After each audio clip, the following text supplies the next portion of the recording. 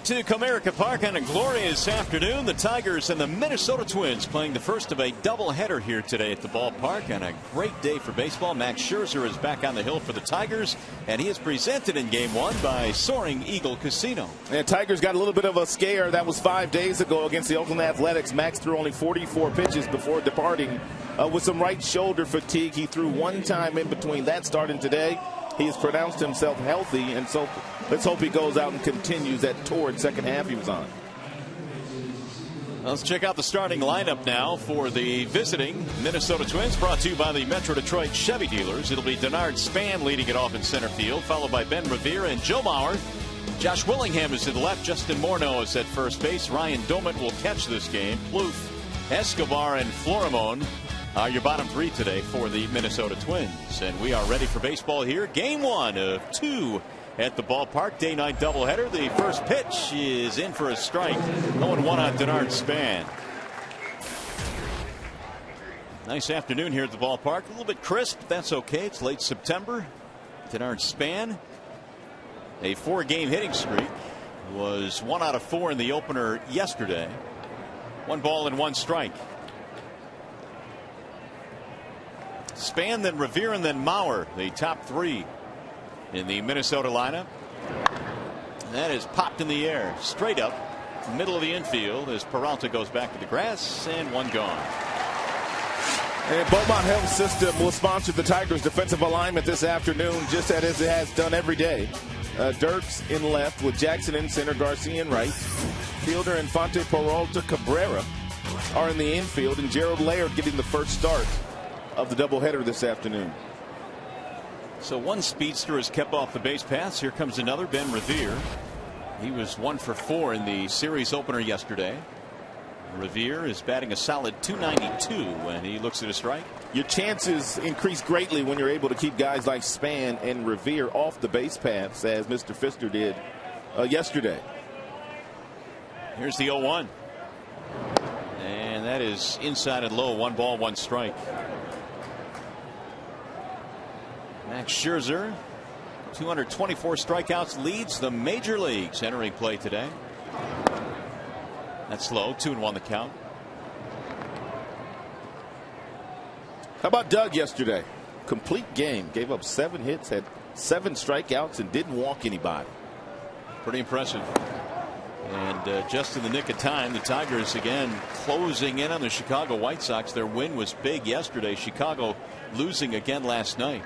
That was a great bounce back start for Pfister, who did not pitch all that well in his previous start against the White Sox. Here are the standings in the Central as we come into play in this one today. You see the Tigers, who were 3 games out after losing in Chicago last Monday. Well, now they're a half game back. And Chicago playing in Anaheim again today, facing Jared Weaver. That one missed outside and low. 3 balls, 2 strikes. Revere with 37 steals. And Joe Mauer, the hot hitting Joe Mauer, waiting on deck. And that slap to left field. It's going to get down, a base hit. So Revere is on. If you didn't see Max's last start, this is exactly what happened. It was in the very first inning. It was 5 pitches into the game. It was a changeup, and he struck out Coco Crisp. But look at Max as far as the right shoulder is concerned. You could tell that something's not quite right there. He did go on to throw 39 pitches after that. But after he threw that particular changeup, he wasn't right. Tigers got him out of there. And because they got him out and got some medicine as far as that shoulder's concerned, anti-inflammatories, he's able to make his next start. Here is Joe Mauer with 1 on and 1 out. And Mauer looks at ball 1. Well, I asked Max why he decided to stay in the game, knowing that after the first out that he recorded, his arm didn't feel all that good. He felt that when he went into the dugout between innings after his first inning, that he might get it back, and all he needed was a little bit of a blow, but it never came back in that second inning. And so the best thing to do was to take him out. Kind of had a feeling that he wasn't quite right, because his top fastball that day was just 94 miles an hour, and Max, for the most part, he comes out in the very first inning throwing about 97, 98. Joe Mauer, 2 out of 4 in the ball game yesterday.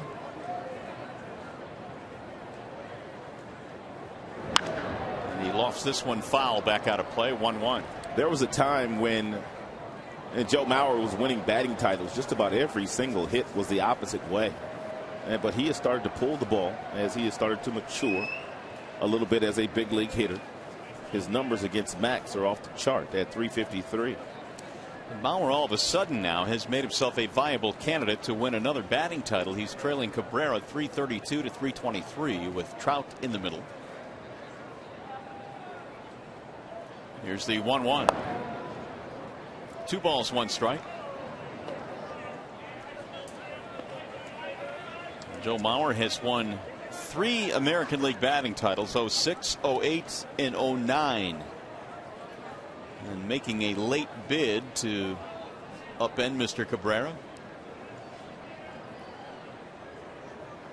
Here's the 2-1. Runner goes and a tap foul.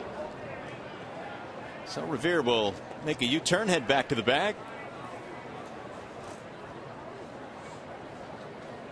Tigers have a doubleheader here today. Then they have the Royals coming to town for 4. It was to be an off day tomorrow, but because of a rainout earlier in the year, it turns into a 4-game series. 2-2 on Joe Mauer.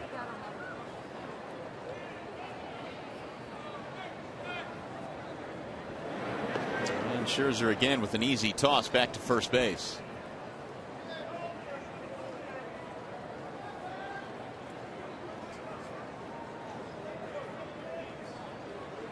Mauer has really turned it on in the month of September. 420 this month with 11 RBIs.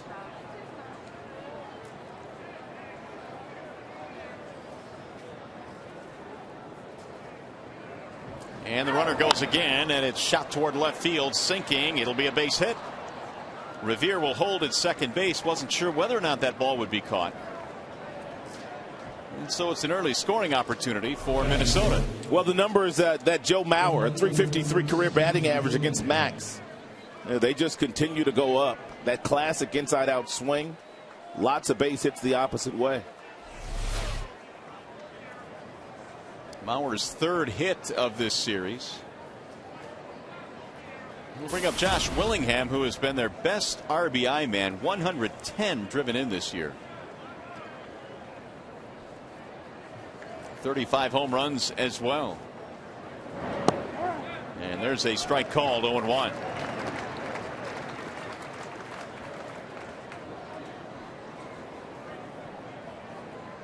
Twins have not had a hitter hit 35 homers in a season in a long time. 1970 was the last time it was done. That was Harmon Killebrew.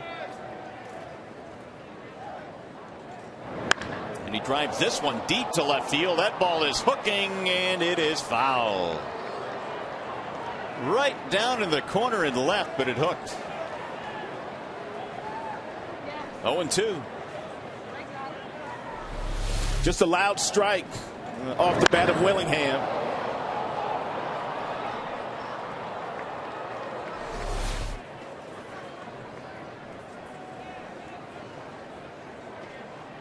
Willingham was 1 for 4 in yesterday's game.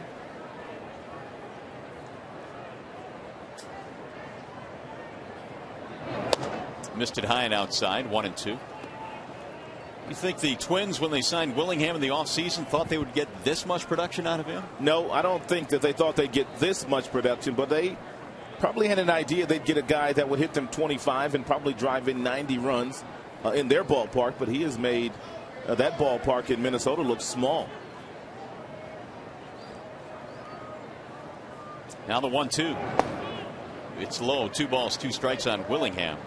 If you're Max, you have to understand the fact that Revere will steal third base. He has stolen third base 7 times this year. 7 of the 37 steals that he has. But with that being said, you can't make a mistake to Willingham, who is a very dangerous bat. And along those lines, a bluff to second base.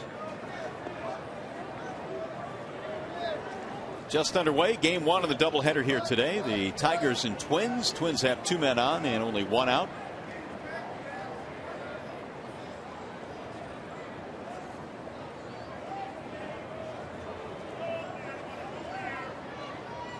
And the 2-2. Swing and a miss. He got Willingham up in the zone. And down he goes. It's a 92-mile-per-hour fastball up. Willingham could not lay off of it, could not catch up to it. And Max is 1 out away from getting out of this jam, although he has to get a very hot hitter in Morneau, who has been sizzling hot for about 2.5 months now. And Morneau has, because of that, come in with a .274 average. His average has jumped considerably. 2 on and 2 outs. And a ball low. 1-0. He has been swinging the bat like the Justin Morneau that was winning an MVP and also making all-star teams. Also real good numbers against Max. 5 of the 9 hits he has against him homers. 3 of the 5, I beg your pardon.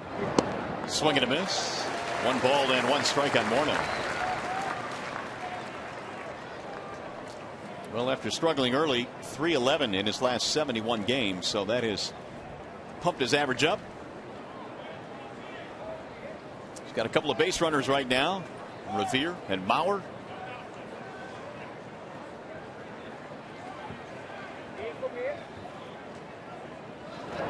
Morneau cuts and misses again. 1-2.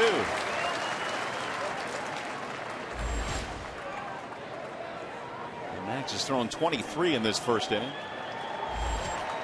but he's 1 strike away from shutting down this threat.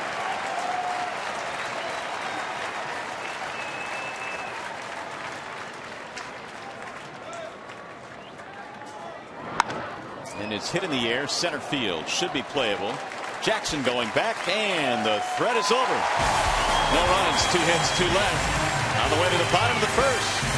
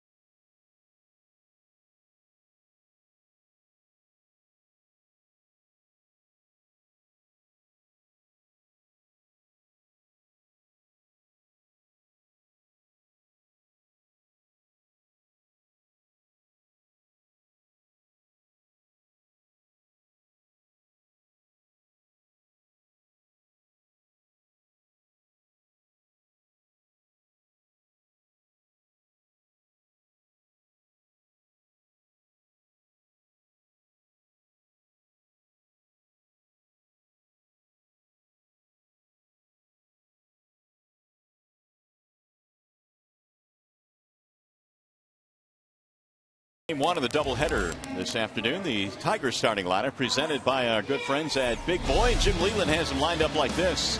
Austin Jackson leads it off in center field, followed by Omar Infante and then Miguel Cabrera. An 11-game hitting streak right now for Cabrera. Fielder Young and Peralta, and your bottom 3 features Dirks, Garcia, and Gerald Laird. Starting pitcher today is Scott Diamond for the Minnesota Twins, presented by Fox Toyota of Rochester Hills. Terry Ryan, the general manager of the Minnesota Twins, will be looking to upgrade his starting rotation next year, but Diamond, he should be in that rotation. 24 starts this year, 1 complete game. He's won 11 and lost 8 in a very respectable ERA in the American League. Willingham, Span, Revere in the outfield. You have Justin Morneau, Escobar, Florimon, and Poof in the infield. And behind the plate, you have Ryan Domitz. And the first pitch from Scott Diamond is in for a strike to Austin Jackson. Jackson, Infante, and Cabrera in the Detroit first inning. AJ led off the game with a homer yesterday. And he fouls this one off 0-2. He's done that quite often in his brief big league career. Career high in homers with 15 already this year for Austin.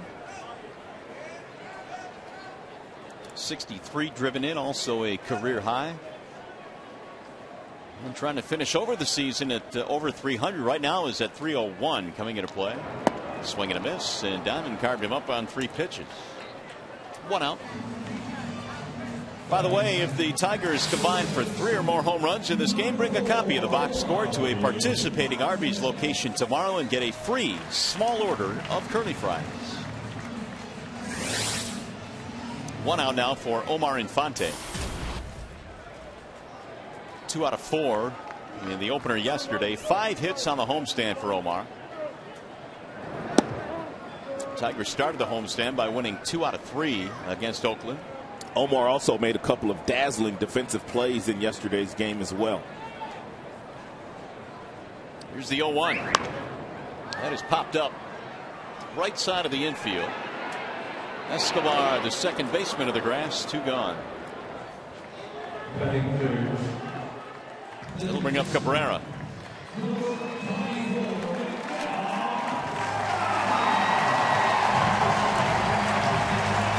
Well, it's an event every time Cabrera comes to the plate.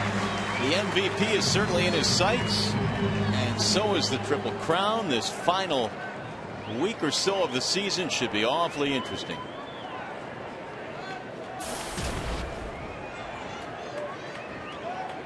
Cabrera now 42 home runs with a long ball yesterday in game 1. And he looks at ball 1 high. Miguel has a lot of impressive numbers, but the number that is most impressive to me is the fact that he's hit 28 of his 42 home runs here in this ballpark. Well, if we scope out the Triple Crown numbers for Miguel Cabrera, that is something that is a disadvantage for him compared to Josh Hamilton, say, who plays in Texas. 28 home runs in this yard. He has made it look small. Cavernous Comerica. Here's a high drive to center field. He'll stay in the park. Denard Span under it. Quick 1-2-3 inning for Scott Diamond. On our way to the second, no score.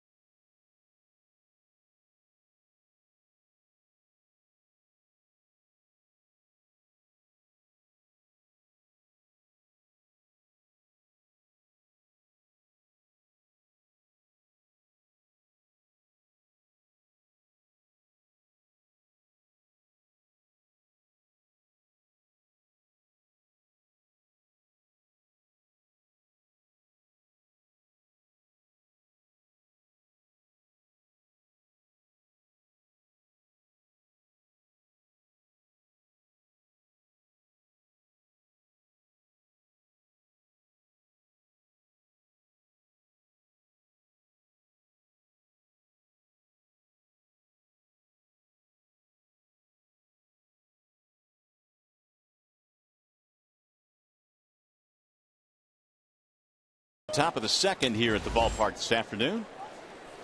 And Max Scherzer back to the hill facing Ryan Domit, Trevor Plouffe, Eduardo Escobar. These are the 6, 7, and 8 hitters for Minnesota. The Twins put a couple of runners on in the first but could not score. And Ryan Domit leads it off. And he slaps the first ball in the air to left field. Dirk's on the run, and he'll track it down right in front of the wall. 1 pitch, 1 out.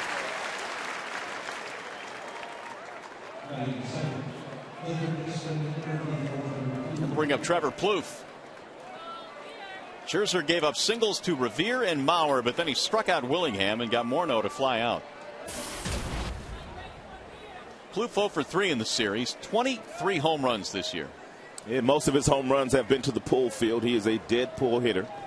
When you want to get him out, you simply make him hit the ball to center field or to right field.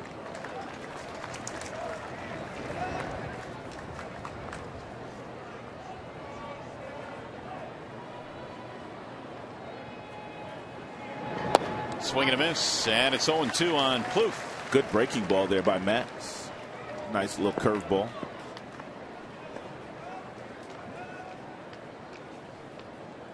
Slider, I should say. The 0-2 from Scherzer is in there. Strike 3. Got him looking. Plouffe is gone. Second strikeout for Max.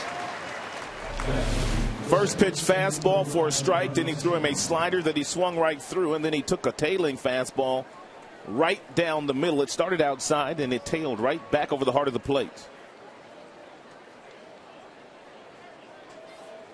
And the emphatic strike 3 called of Tom Hallion behind the plate. There's a little looper into left field. Dirk's on the run. He'll make the running catch, and it's a quick inning for Max Scherzer. 1-2-3 inning. On our way to the bottom of the second.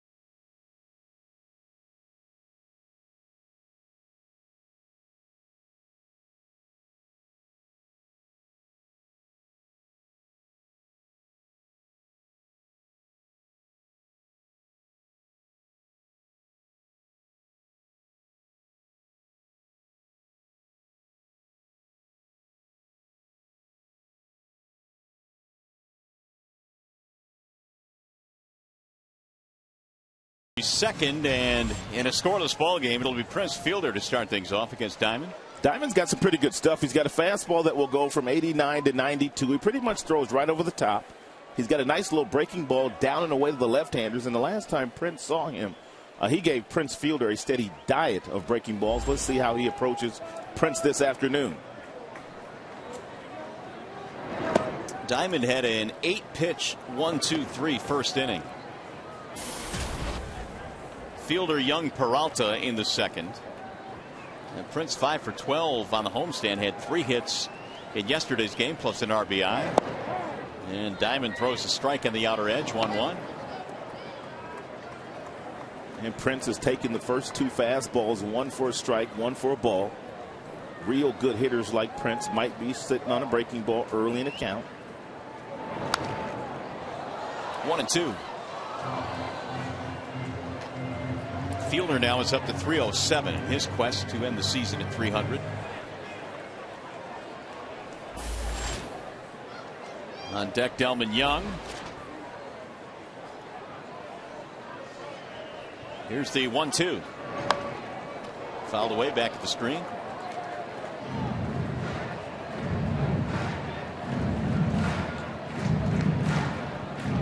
they're trying to get something started here in the second.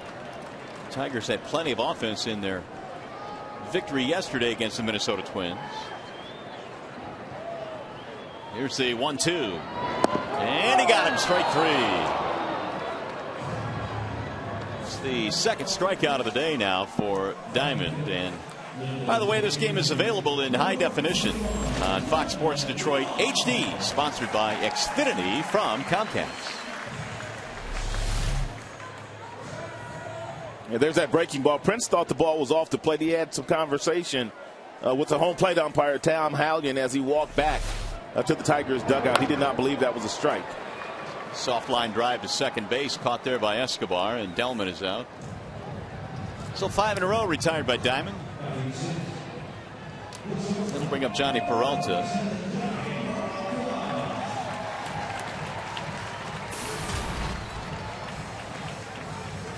Johnny was hitless in the opener yesterday, batting .246.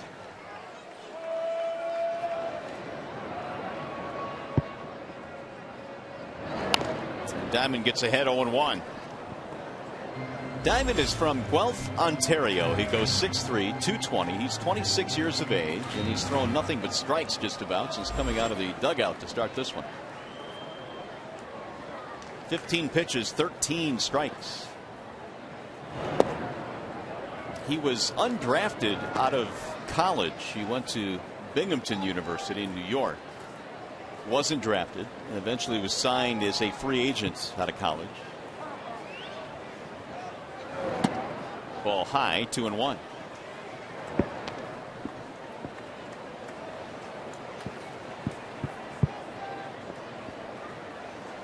It's like a little bit of rain starting to fall now here at the ballpark. A spotty shower. There's a high fly to center. Looks like another 1-2-3 inning for Diamond, and it is. So the Tigers go in order, 6 up, 6 down to start this one. We'll go to the third.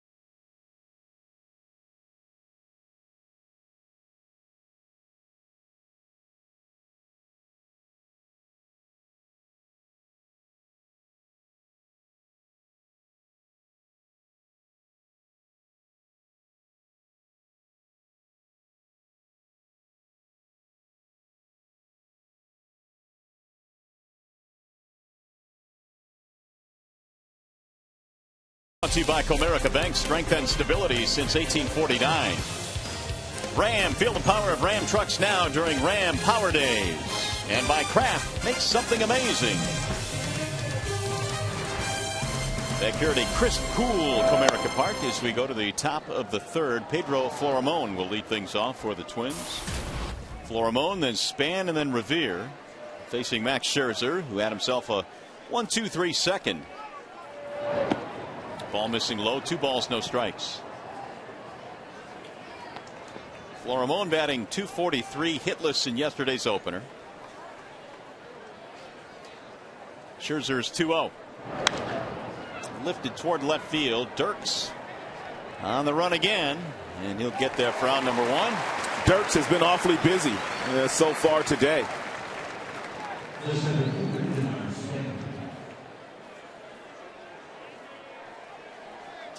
Well, the wind is blowing the one big rain cloud that's kind of hovering over the ballpark. If you're Andy Dirks in left field, with some of the power hitters come up, you can play a little bit deeper because anything that gets up in the air is going to carry to left field. Denard Span pops it up. Right side of the infield. And it's Infante for the out. 2 gone. Back to the studio we go now for a game break. Here's Ryan Field.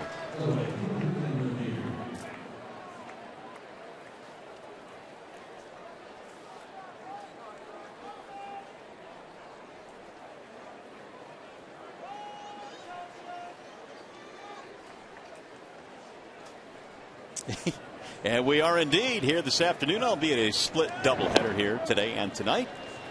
There's a strike called on Ben Revere. And with all the strikeouts that Max has racked up this year, this Minnesota Twins team has come out swinging early and often. There's a bouncer toward first, going to roll foul. Yeah, they do know that Max, if he's able to get ahead of you, he's been able to put you away with 3 different pitches, whether it be the overpowering fastball in the mid-90s, a really good slider, or that good changeup that fades down and away the left-handed batter.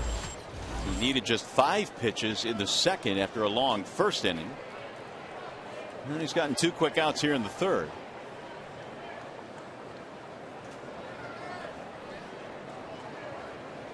Revere singled in the first inning, did not score. Here's the 0-2. Lifted back out of play.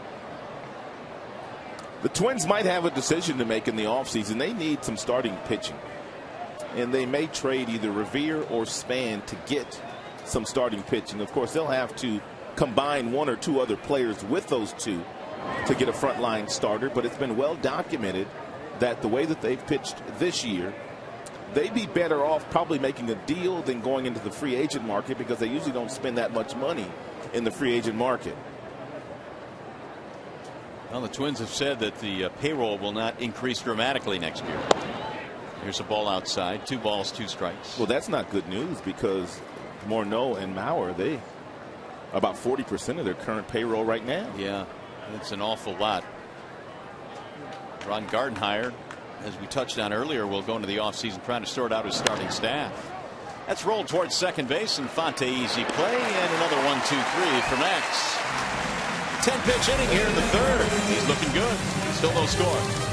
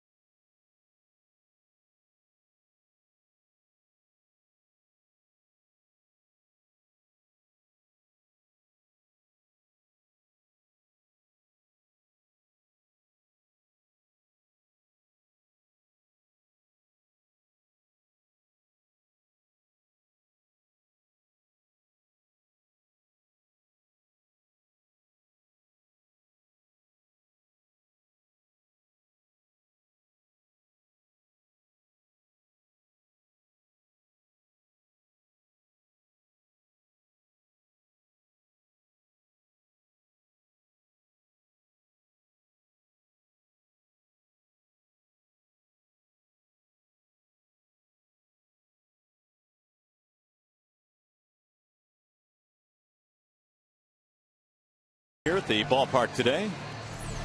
Here is the Jimmy John's leaderboard. The highest team ERA in baseball, that belongs to the Colorado Rockies, but the highest in the American League belongs to the Minnesota Twins. Last couple of years, Yeah, they have really struggled with their pitching staff. Lots of injuries. And the guys that have gotten the ball for Ron Gardenhire, they just really have not been all that effective. Scott Diamond goes to work facing Andy Dirks. Bottom three for Detroit. Dirks, then Garcia, then Laird. Diamond 18 pitches through the first 2 innings. Very economical. Tap right back to the mound. And Dirks is out. A little bit of a wide throw. That's 7 straight retired by Diamond. Here's Avisail Garcia. Walked into the Tigers clubhouse this morning in Garcia. He was parked on one of the couches and he was watching some video on Diamond for about 20 minutes. And so he has a pretty good idea of what he features. He doesn't know what he'll throw to him, but he has a pretty good idea of what Mr. Diamond features as a whole as far as his arsenal is concerned. And he looks at the first pitch. It's in for a strike, 0-1.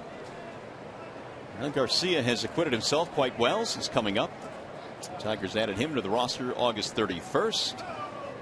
He is eligible for postseason play should the Tigers make it. 1-1.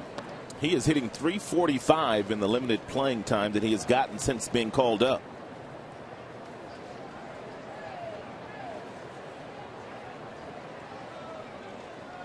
Now the 1-1. Bouncing ball back toward the middle of the infield. Escobar will throw him out. 2 gone.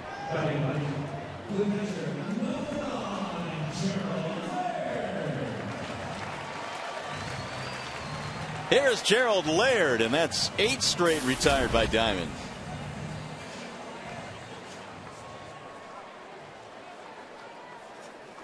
For Laird, 6 for 11 on this homestand.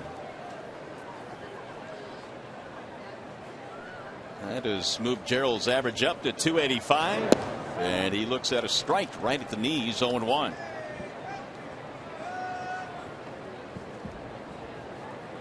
Avila getting the day off in the day game. He will catch the night game against the right-hander Walters.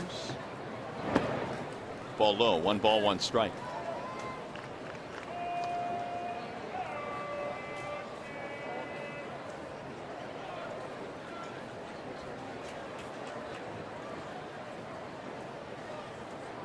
Here's the 1-1.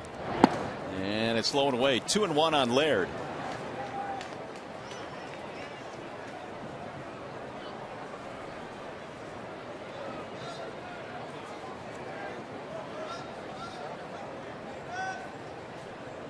Here's the 2-1 pitch. And it's in for a strike. 2-2 on Gerald. This year has come in hitting much better against right-handed pitching, but again he has been hot, so we'll see what he can do with the lefty Diamond here. Jackson, the top of the lineup, waiting on deck. And a swing and a foul tip or a miss. He struck him out. Laird saying he fouled that ball off, but he's not going to get the call from Tom Hallion. 3rd strikeout for Diamond, and the inning is over. 9 up, 9 down against the Twins lefty. 3 in the books here at the ballpark.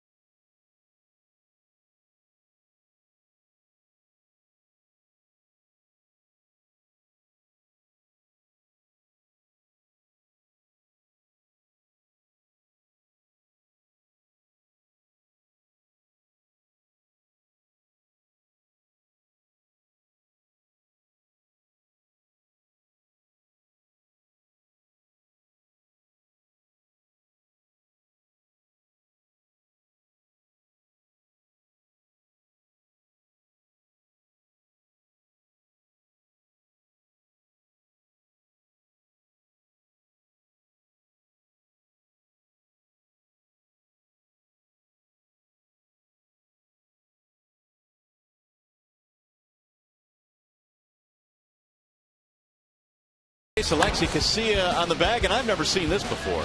Well, there's a lot of people that have never seen this play before. Jim Leland would be one of those. He's on the base. It's a pop-up into the infield, and Casilla was called out. And by the second base umpire at the time, which was Brian O'Nora. He said that he failed to make an attempt to get out of the way. And today, Tom Hallion, the home plate umpire, was giving Jim Leland an explanation, just as he gave me earlier today when I made a visit down to the umpire's room. And Tom Hallion, he told me they flat out missed that call yesterday.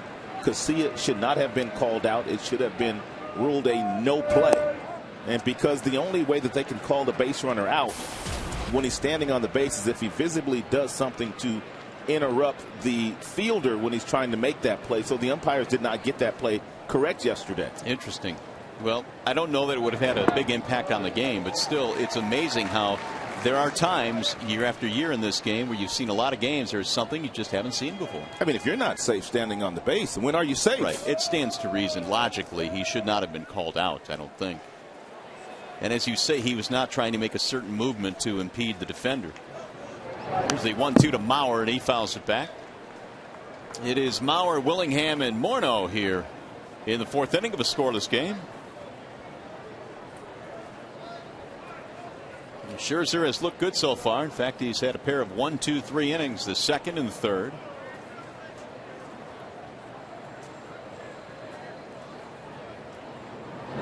And that missed outside. Just to finish up that play, 48 years in professional baseball for Jim Leland, and he said he has never seen anything like that. 48 years. Yeah, Tom Hallion, he's the umpire. He's been calling games for 30 years, and he says he's never seen anything like that himself. And you know he knows the rule book inside out. Yes, he does. 2 balls, 2 strikes. Mauer singled back in the first. The Twins have the game's only 2 hits. A couple of singles, Revere and Mauer in the first inning, but they failed to get him home. And Mauer slaps another one back out of play. Seems like every year you got to worry about Joe Mauer winning the batting title, and certainly Cabrera has to worry about him right now, perhaps catching him. He's got Trout and now Mauer behind him. He has gained about 12, 15 points in his batting average the last couple of weeks, which is unheard of in the middle of September. That's how hot Joe Mauer has been lately. Nubbed off his foot. Told you earlier that the last couple of years, because Joe Mauer, when he came to the major leagues, everything he hit was to left field. Teams are now forcing Joe Mauer into pulling the baseball more often, and therefore his straight chart will tell us just that. He's gotten a lot of hits to right field this year. Not nearly as many the opposite way. He's hit 10 home runs this season. Here's the 2-2 again. And it's lifted in the air toward left center. Dirk's on the run for this one. Andy will track it down. Boy, has he been on the move today. Makes another fine running play. Well, the left-handers, apparently they have an approach today against Max that they're trying to try to hit everything the other way, whether it be Span, whether it be Revere, whether it be Doman, or whether it be Mauer. Guys just look like they're trying to hit the ball the opposite way, which is the approach that you need to have against a guy that has a mid-90s fastball. It's tough to get out in front of those heaters. 4 putouts now for Dirks.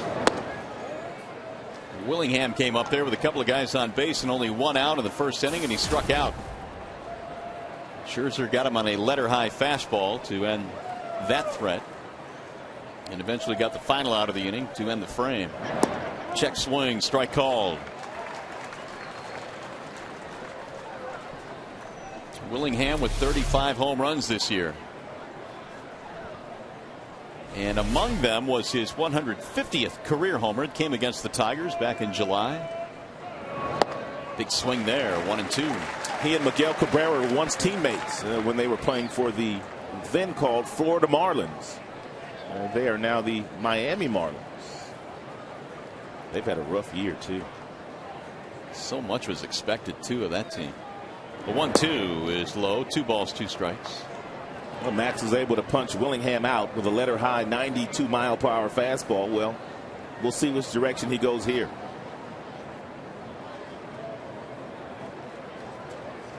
They're going to go with the fastball again. Fouled straight back.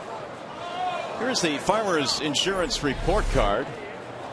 As we check out the top free agent signings this past offseason, you've got 2 of them in this game. Prince has knocked in 102, Willingham 110. Prince's average much higher. And that's in the air toward right field. It's going to be a long run for whoever gets there, if anybody does. And it's Infante with a great play. I told you Omar made a couple of dazzling plays in yesterday's game going to his left, taking away base hits from the Minnesota Twins. This time he ventures far into foul territory. Garcia probably could have gotten there, but Omar was an easier play for him, so he simply was able to make the play.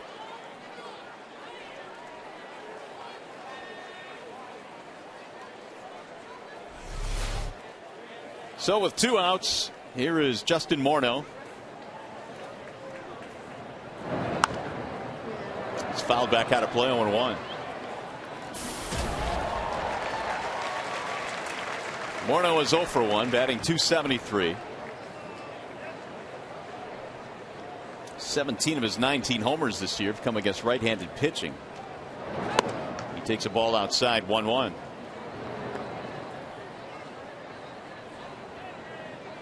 There was a time when they weren't sure Morneau would be able to come back from those concussions that he's had. The 1-1 pitch. Fouled back out of play. It's an injury that is just so mysterious at times, and how long it takes. For some guys it takes much longer. For Morneau it looked like it might end his career. But he has fought back. And he's had some physical injuries as well. Again the 1-2. 2 balls and 2 strikes.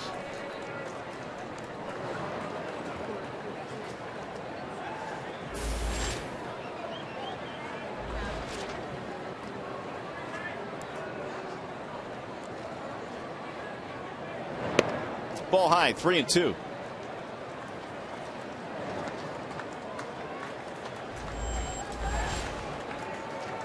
.59 now for Max.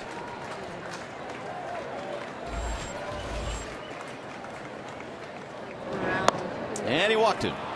So Morneau is on with 2 outs. That is their first base runner since the Mauer single in the first. The Minnesota Twins steal a lot of bases as a team, but Morneau is not one of those guys that you need to be afraid of when he gets on first base. He usually stays put there.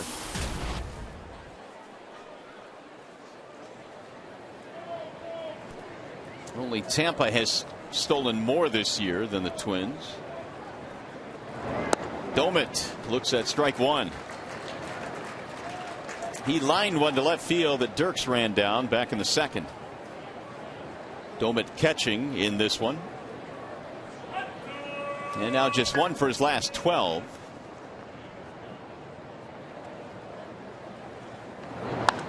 Sends a high fly ball to right field. Garcia coming in toward the line.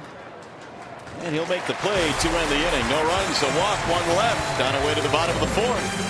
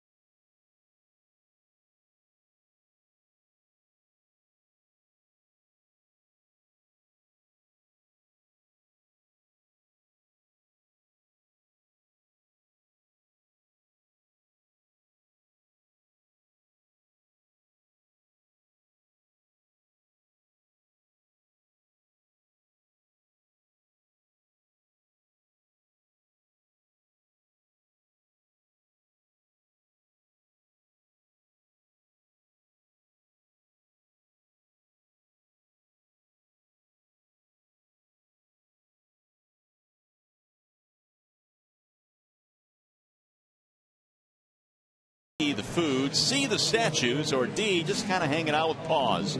You can text ACE, then a space, then A, B, C, or D to 37338. Sorry, pause, but I'm going to go with the food. Are you really? I'm going to go B. I got to go with the food. Oh, you're dissing pause. I don't blame you, though. There's some of that food you're talking about. Fan Appreciation Weekend here at the ballpark.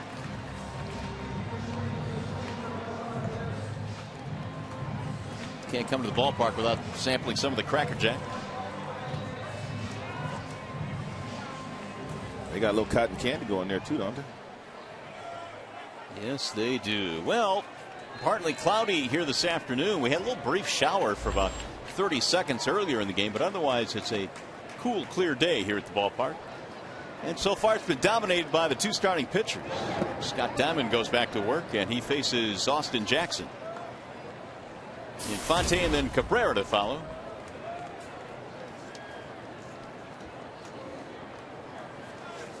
Nine up, 9 down against Diamond. That'll get back out of play, 1-1. Meanwhile, Scherzer has retired 11 of the last 12 that he has faced. So offense has been tough to come by today.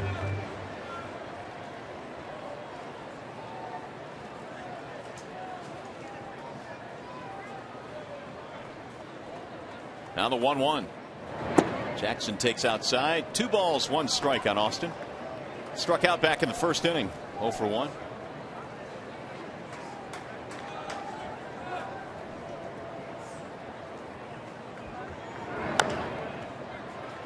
Let's get by the pitcher. It'll be charged by Escobar. His throw is in time. Outstanding play by Escobar with Jackson running down the line. It's like a do or die play. He was able to field it. Very quick exchange to the throwing hand, and it took very little time getting the ball over to Morneau.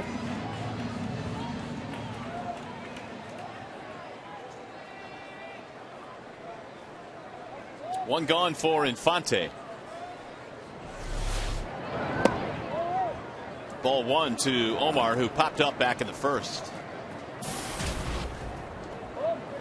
And that is 10 straight retired by Scott Diamond. It bounces in. 2 balls, no strikes on Infante.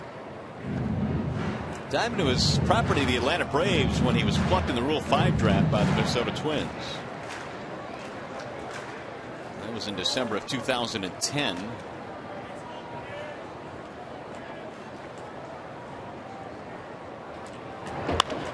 Soft line drive to left. That'll drop. Base hit. Infante is on with the first Tigers hit of the game. If you're the Minnesota Twins, you have to be very efficient in every move that you make. You talked about the fact that they were able to get a Diamond in the Rule 5 deal. And just like Josh Willingham, their left fielder, when you go on the free agent market and you bring in a guy like that and pay him the kind of money you hope to get the kind of return, because we've talked about their payroll. They don't spend a lot of money, so they have to be very, very prudent in all of their decisions. Their scouting becomes important, player development, making the right trades. They have a general manager who has a background in scouting and also player development. That would be Terry Ryan. He is one of the best in the business. Here is Cabrera. He's batting now with a man on. He takes strike 1. Speaking of best in the business, that would be the guy standing in the batter's box right now, Miguel Cabrera.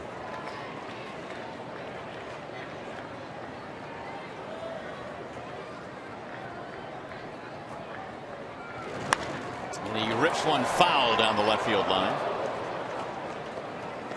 Here's the AT&T trivia question this afternoon. Who is the last Tiger to hit 40 or more home runs in a season prior to Miguel Cabrera this year?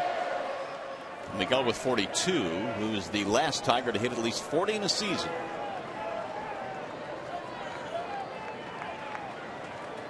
Hopefully another MVP from the D. Verlander won it last year. He's been campaigning for Cabrera to win it this year.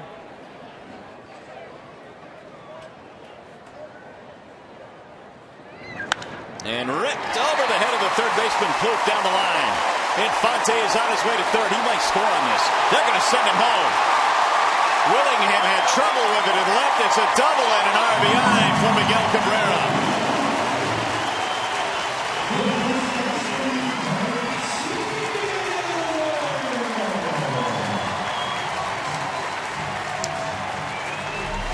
Miguel Cabrera lately, when he's fallen behind, no balls and 2 strikes, he knows he's going to get a fastball, and that fastball's on the outside of the plate, and he hits the ball down in the left field corner. Over aggressive in left field was Willingham. He didn't make the play initially. It got away from him, and that allowed Omar Infante to score from first base. And Cabrera now has 132 RBIs. Here's Prince Fielder. Ball 1 to Prince. 1 run on 2 consecutive hits here in the 4th for the Tigers. They had been retired 10 straight by Diamond. Then the Infante single and the Cabrera double.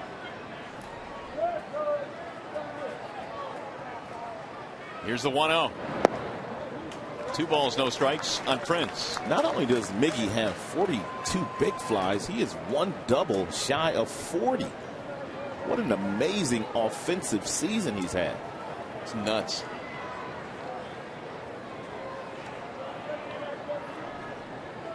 Here's the 2-0. 3 balls, no strikes.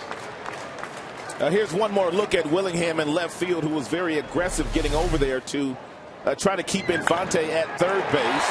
And a double for Miggy. The ball gets away from him. And Gene Lamont, you can see where he's at. He just waves him home.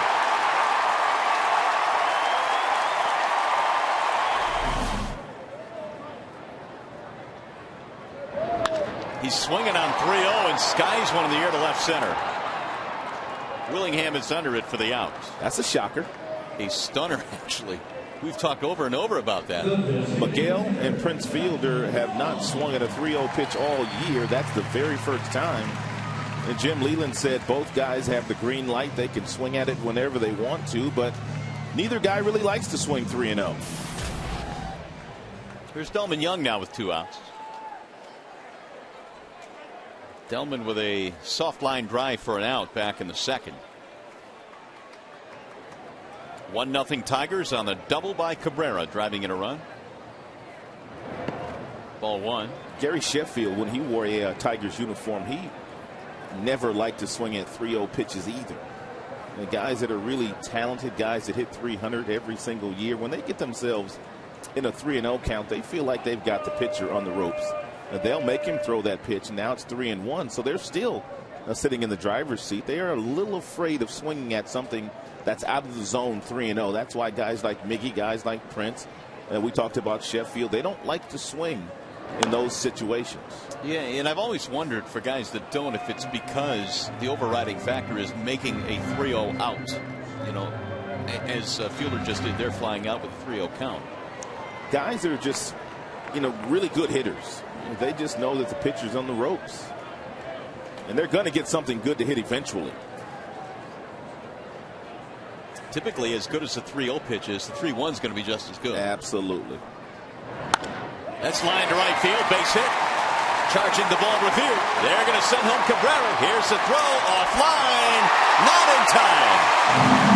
Cabrera scores, 2-0 Detroit.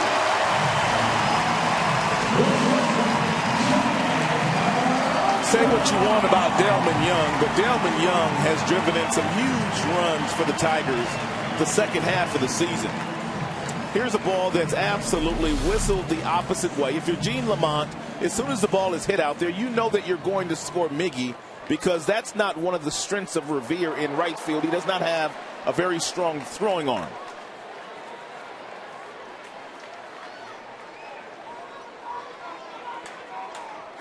And so the Tigers able to exploit that as Cabrera scores standing up, and it's 2-0.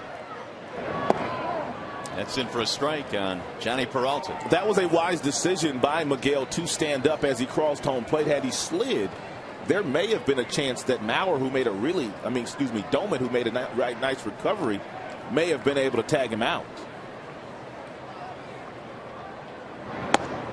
Ball inside. Check out Doman here. If he slides, there's a chance that Doman, when he gets down here, he may have been able to get him, but he simply comes in with the right foot instead of sliding with the left foot.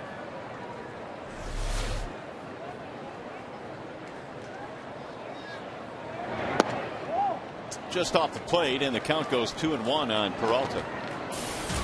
So the first 10 Tigers have been retired in a row, and then a single, a double, One out later, a single, and it's 2-0 Detroit. All about adjustments. And the second time through, they've gotten some really good whacks at Diamond.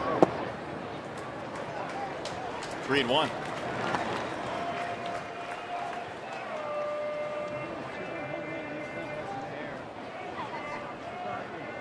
Diamond had a couple of really quick innings early on in the game. Now the 3-1 pitch, and it's outside, a walk. So Peralta gets a base on ball.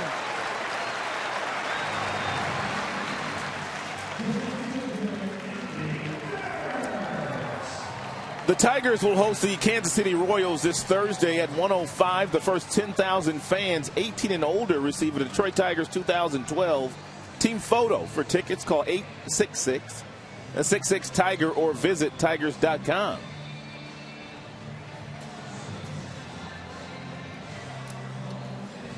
Well, if you're Diamond, you were cruising along early in this game. Just an 8-pitch first. He threw 10 in the second, 10 in the third. But, boy, the fourth inning has been much different. This Tigers offense has been lethal right here at Comerica Park since July 4th. They have put up some monster numbers. They're averaging about 5 runs a game. And when you average that many runs and you get the kind of starting pitching and bullpen help they've had in that same span, you're going to win quite a few games. And they have, and the comfort level offensively just seems to soar when they come back home here. Here's Andy Dirks trying to pile on here. 2-0 Detroit. Dirks looks at ball one.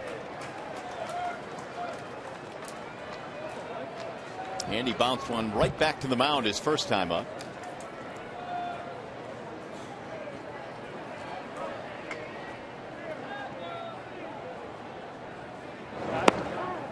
There's a strike call. 1-1 the count on Dirks. Wasn't too sure about that call from Tom Hallion.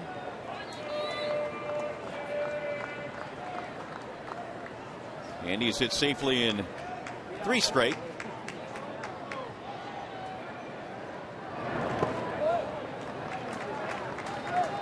He's had a pretty good homestand. Andy was struggling early on in the month of September, but it appears for the stretch run here, his bat is back to where it should be. Still hitting a very solid .317.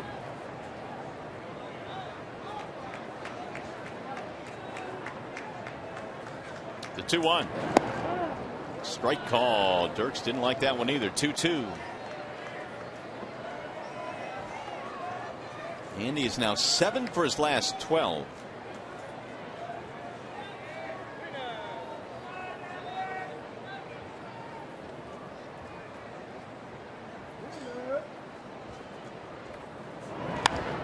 Slap back out of play down the left field line.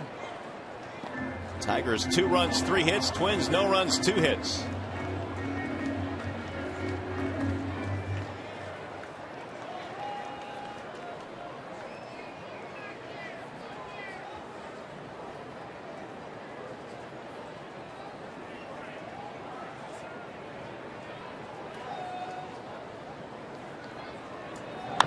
Bouncing ball right side. That'll be an easy play there for Escobar. And that is it for Detroit, but a good inning. They get a couple of runs, RBIs for Cabrera and Delvin Young. And the Tigers jump out on top.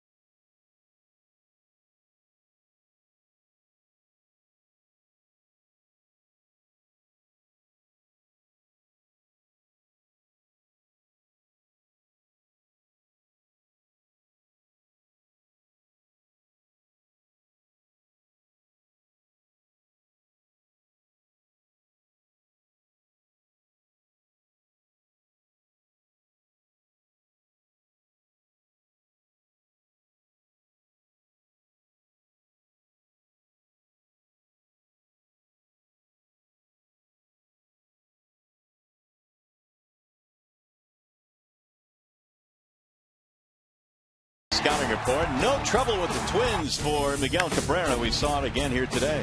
.426 batting average with 5 homers and 22 driven in with 6 doubles. Ron Gardenhire's pitchers have had no answer for Miguel Cabrera, but there's a lot of managers out there whose pitchers have really had no answer for Miggy this season. So the Tigers now playing with the lead for the first time here as Trevor Plouffe leads it off. And Plouffe looks at ball 1. Strikeout victim back in the second against Scherzer, who's retired 11 of the last 12 that he's faced. And he missed it low and in. 2 balls and no strikes. It has been a while since the Twins have had a rookie hit 20 or more home runs, and Plouffe has 23 of them this year. 2-0 is bounced back up the middle. Peralta ranging left. And Plouffe is up. 1 gone.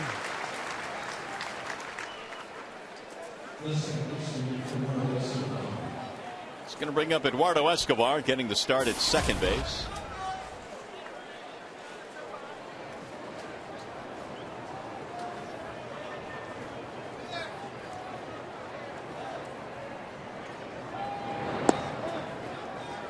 Twins got Escobar from the Chicago White Sox in that deal that involved Liriano. And coming into the 2011 season, he was ranked as their 5th best prospect and one of the better defenders in their minor league system. Well, we've talked about the fact that they need some starting pitching. They also need to shore up their infield defense, shortstop and also at second base. And both Florimon and also Escobar will get an opportunity to win that job in spring training. It's not been given to either player yet.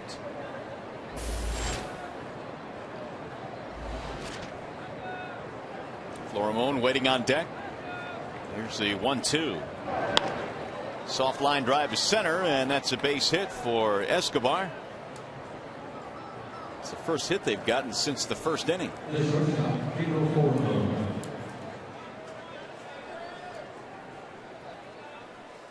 It'll bring up Florimon. Flied out to left field back in the third, 0 for 1. Each ball club now with 3 hits in this game.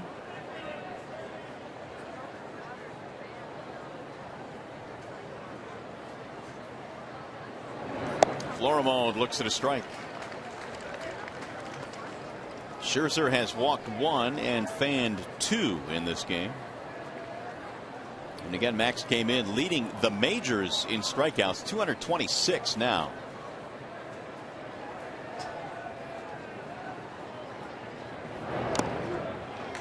National League leader in strikeouts is R.A. Dickey of the Mets, 209. Max and his teammate Justin Verlander have been going back and forth. Of course, Max had to come out of his last start after 2 innings because of the shoulder issue, but so far no problems here today.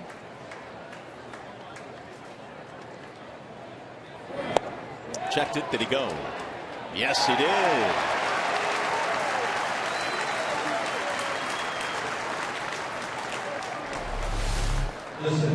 It's the second strikeout at 92 miles an hour that Max has gotten a strikeout on today. He struck out Josh Willingham on a 92 mile per hour fastball back in the first inning. In case you're wondering, Max's top fastball so far this afternoon is at 94 miles an hour, not up to 97, not up to 98 yet. Third strikeout of the game. 94, 95 in that area has been his average fastball. The average velocity on his fastball, but as you mentioned, we're used to seeing him get up to about 97, 98. Hasn't done that yet today. He's facing Denard Span.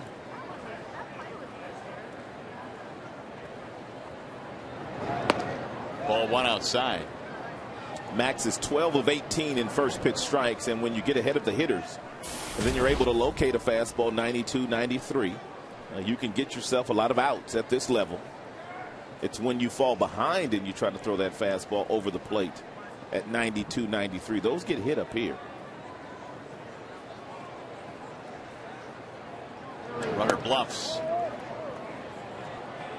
Ball 2 on Span. We're talking about those strikeout leaders. in baseball, and you see that Darvish is on that list as well. Dickey leads the National League. Their top number there, 209. Does Dickey have a legitimate shot of winning the Cy Young in that league? I guess so. I would think so. There goes the runner. Fouled back out of play. I would still think there are probably going to be some folks that are having trouble voting for him because he's a knuckleballer. But why not? He's had a fabulous season. And he's not on a winning club. No. That guy's in the Cy Young conversation every year. 223 punch outs for Justin Verlander.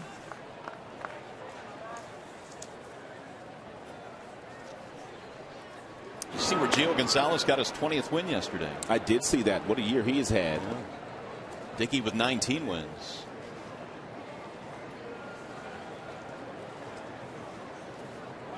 Not only has Gio 120, he also has punched out over 200 batters.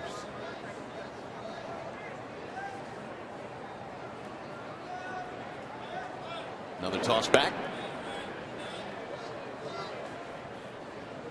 Escobar, the base runner. He's down there with 2 outs. Span, the hitter.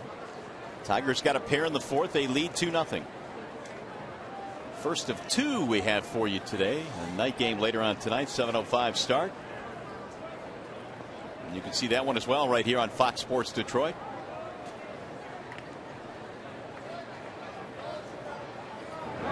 Way outside, and now the count goes 3-1 on Span. And getting to the point in that Twins lineup where you have to start to concern yourself a little bit. You've got Revere, and then you've got Mauer and Willingham.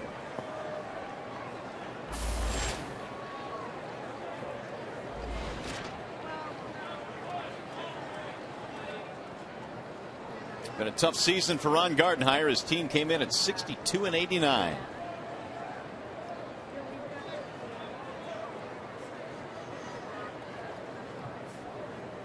Runner goes on 3-1, swing and a miss. Here comes the throw. Tag, not in time. A steal for Escobar, his 3rd.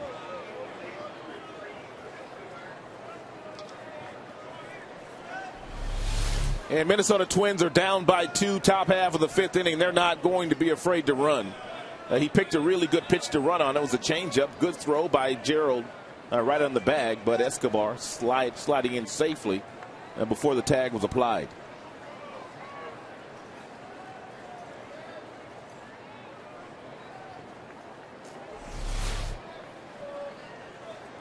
3 balls, 2 strikes on Denard Span. And he got him, strike 3. Scherzer fans his 4th of the game. They strand him out in 2nd. Nothing comes of the single and the steal. And you're watching Tigers baseball today, presented by Bell Tires.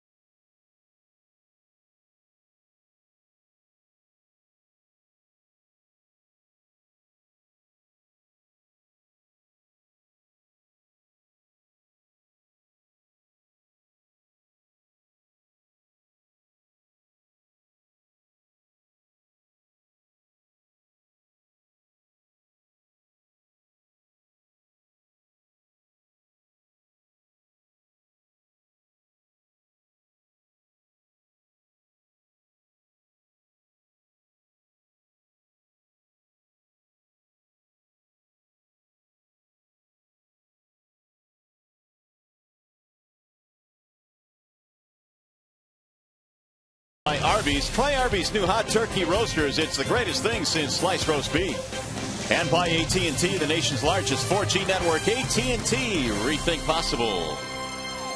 Back here at the ballpark, where the Tigers have themselves a 2-0 lead. Miguel Cabrera has knocked in one of the runs. Delman Young has knocked in the other as Garcia leads it off and fouls it off 0-1. Garcia, Laird, and then Jackson as we play here in the bottom of the 5th inning, game 1 of the doubleheader. Tigers came in a half game back. Boy, they tightened things up on the White Sox, who have struggled down the stretch.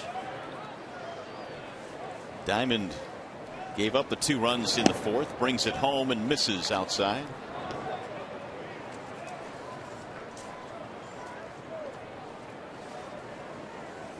Garcia bounced out to the second baseman Escobar's first time up.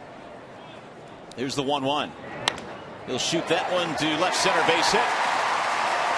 He'll take the turn. He's going to hold up. Leadoff single for Abisail Garcia. Not a bad pitch here by Diamond. It's a changeup. You can see it in his hand, and it's down, it's away, it's probably off the plate. Garcia is out front with his body, but the hands stay back long enough to get enough of it to get a single right back up the middle.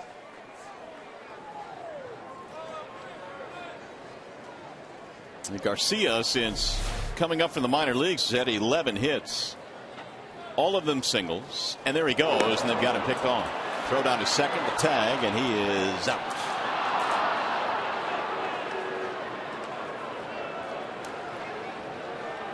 And Jim Leland gave Garcia the green light to try to steal the base. They were hoping that Diamond would go to home plate. If he picked you out, if he goes to home and pitches, then you get yourself a stolen base. 1-3-6 on the caught stealing.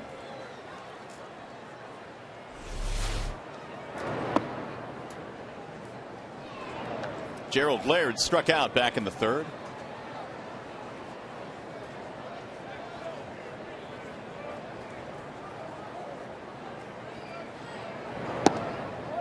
Two balls, no strikes on Gerald.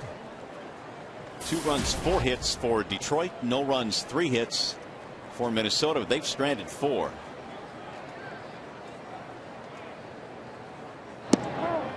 That's in for a strike, 2-1.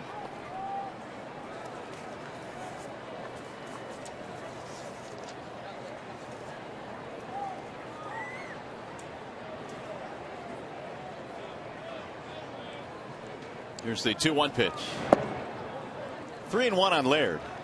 Talked many times about the statistical oddity for Gerald, who has been ironically much better against right-handed pitching this year. Against lefties, Laird came in batting just $188. The 3-1, and it's a strike, 3-2.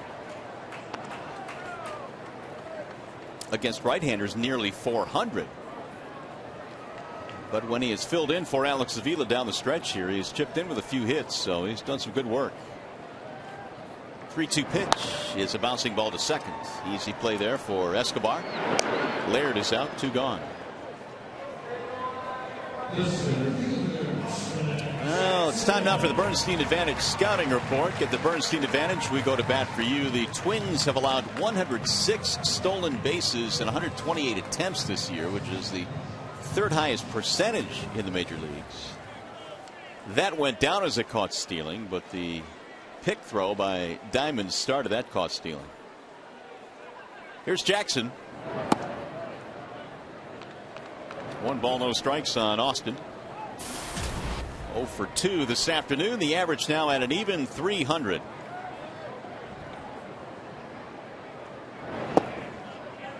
Low ball 2.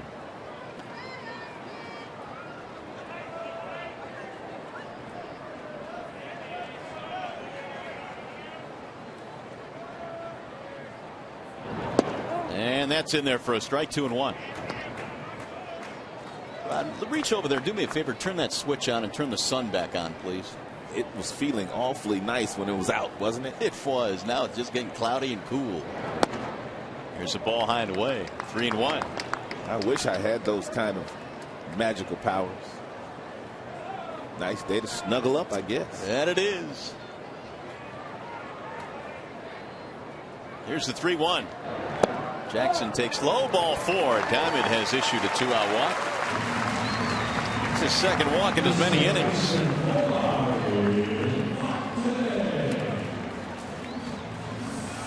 We'll bring up Infante.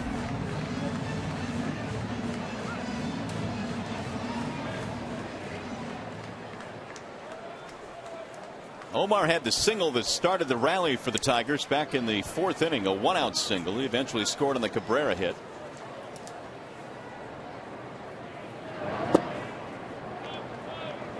There's ball 1. That'll bring Domit out to the mound to have a chat.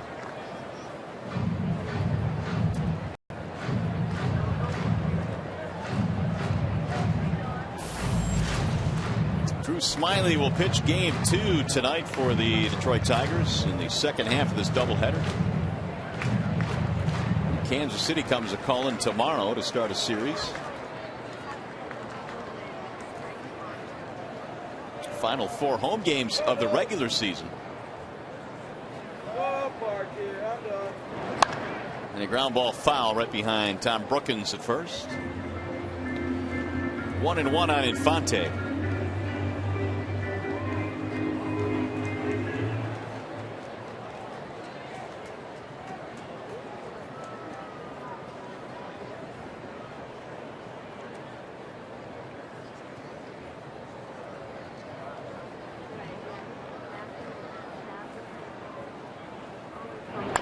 Bouncing ball, foul again, this time down the third baseline, 1-2.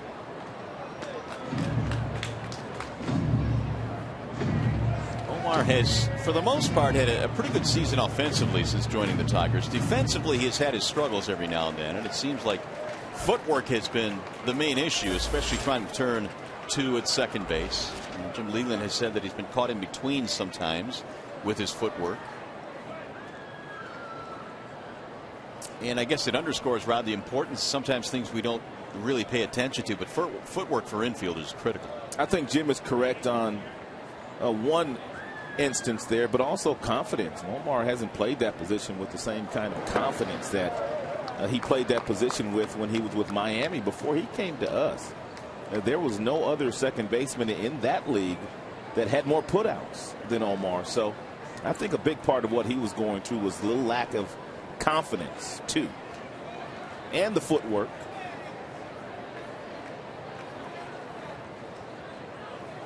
And the 2-2. It's high, 3-2. It's funny how confidence can be an issue even at this level when you've got the best players in the game in the major leagues, but it just kind of shows how difficult the game can be. 3-2. Jackson will be on the move here with 2 outs. And a foul back out of play. If you're Diamond here, you know beyond a shadow of a doubt that you have to get this guy out that's in the batter's box in Infante, because the guy that's waiting is been doing major damage. And I mean major damage since August 1st. In that month of August, he pretty much did that on 1 foot. He had a bad ankle all month in August. And he won the player of the month. Bouncing ball to short, 2 steps to his right, Florimone. He'll throw out Infante, ending the inning. No runs to hit a walk, and 1 man left. Still 2-0 Detroit.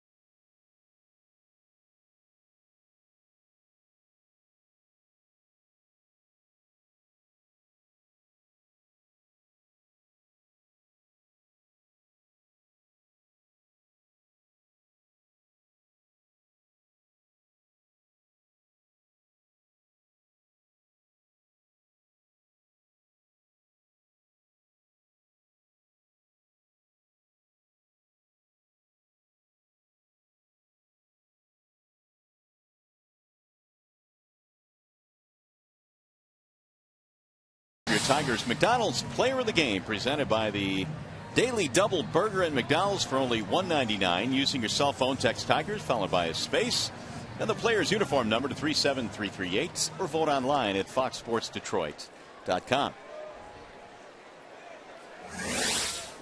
Well, Max Scherzer, so far so good in his first start since the arm fatigue, the shoulder fatigue. He'll face Ben Revere here in the 6th inning. And Revere showing bunt. He'll be followed by Mauer and Willingham, 2, 3, and 4 coming up against Max.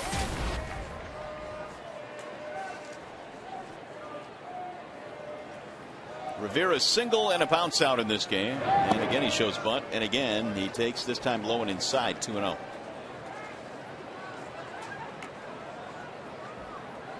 Revere, back in the month of July, had a 21-game hitting streak. There's a strike on the outer edge, 2-1.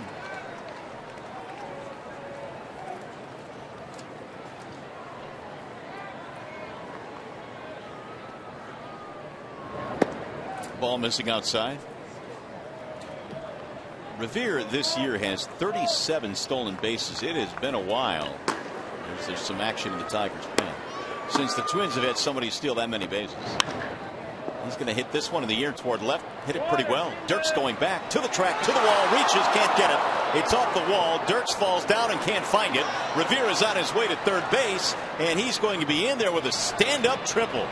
We talked about it early in the game. The wind is blowing out to left field at a pretty brisk pace. I mean, it is humping out in that direction. And Revere's a guy that does not have a lot of power, but he gets it up there in that jet stream. And Andy gave it one whale of an opportunity of catching the ball. It went right in the glove and then out of the glove as he made contact with the wall. But Andy Dirks is probably one of those guys that will say, you know what, I should have made that play. Right in the glove, maybe off the heel, and that has cost the Tigers now. We'll see if the Twins can get that run in. Joe Mauer steps in. Boy, that ball took off, didn't it? Anything that gets up there today is going to take off in that direction. That's why Dirks is playing a little bit deeper today in left field than he usually does. 6 triples this year for Ben Revere. Mauer slings a slow tap right side. This will score the run. And Mauer is out. No, they call him safe. Ball was dropped by Prince. Everybody is safe and a run in.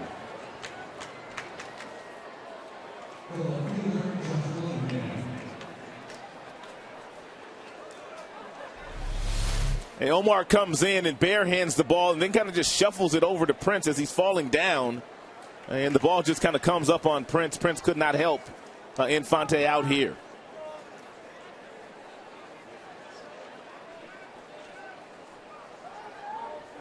So the Twins are on the board. 2-1 ball game. That'll bring up Josh Willingham. And he pulls that one fair down the third base line. Mauer hits the bag at second. He'll go to third. And they're going to stop in there. Willingham has a double. And the Twins greet Scherzer with 3 straight hits here in the 6th.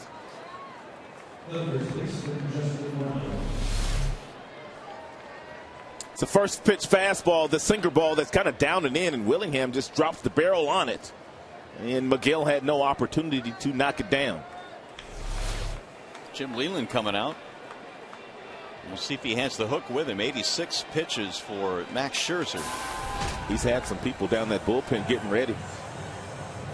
And it looks like he'll dip into the bullpen. He'll take the baseball from Max. It's a wall side windows pitching change. So Scherzer knocked out of the game here in the 6th. We'll be back.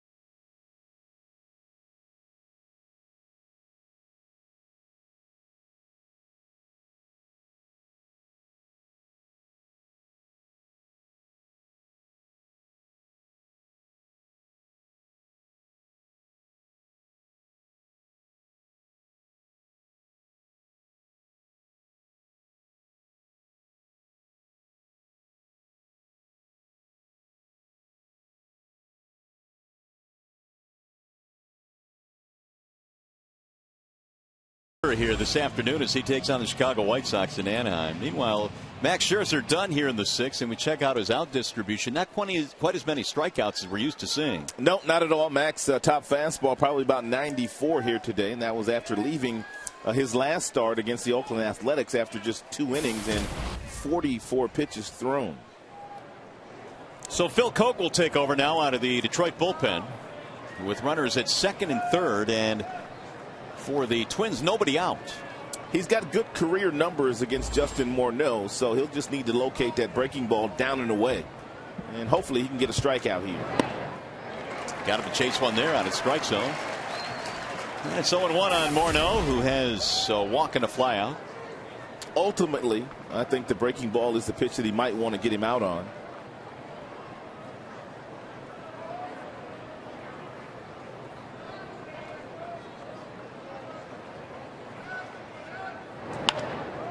In the air, shallow left field. Dirk's charging, and he won't get it. It's going to drop in, base hit. A bloop single. Mauer will score, and Morneau has tied the game. How about that? You throw a pitch at 91 that's out of the strike zone. It's up. Morneau swings at it, and somehow it gets himself a base hit and an RBI.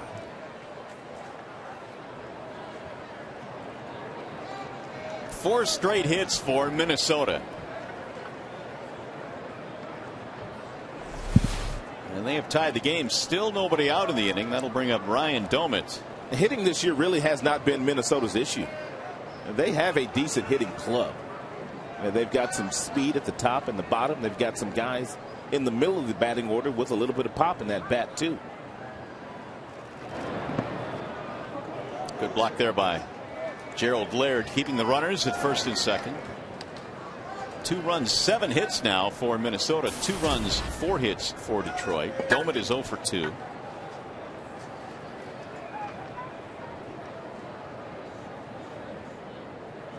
Twelve of his 16 home runs this year have come against lefties.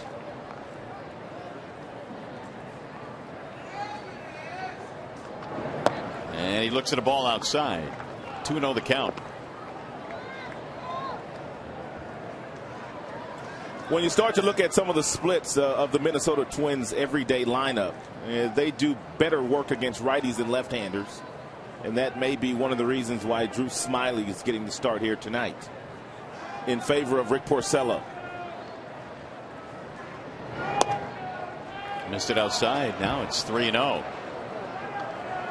And the plot thickens here in the 6th with nobody out. Don't throw it right down the middle.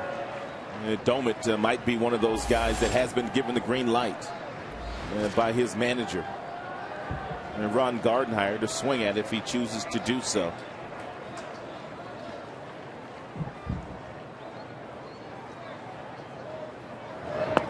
And he didn't give him a chance. It was ball 4, low and away. That's going to load him up. Time now for the Subway Sub Prize on the line. It's the Central Division standings. The Tigers a half game behind Chicago coming into play. They have 2 here today. Chicago playing in Anaheim. So we'll see where the Tigers end up at the end of today. Brian Villarreal, the strikeout specialist, will come in place of Phil Koch. So Koch is out of the game, and we'll be back.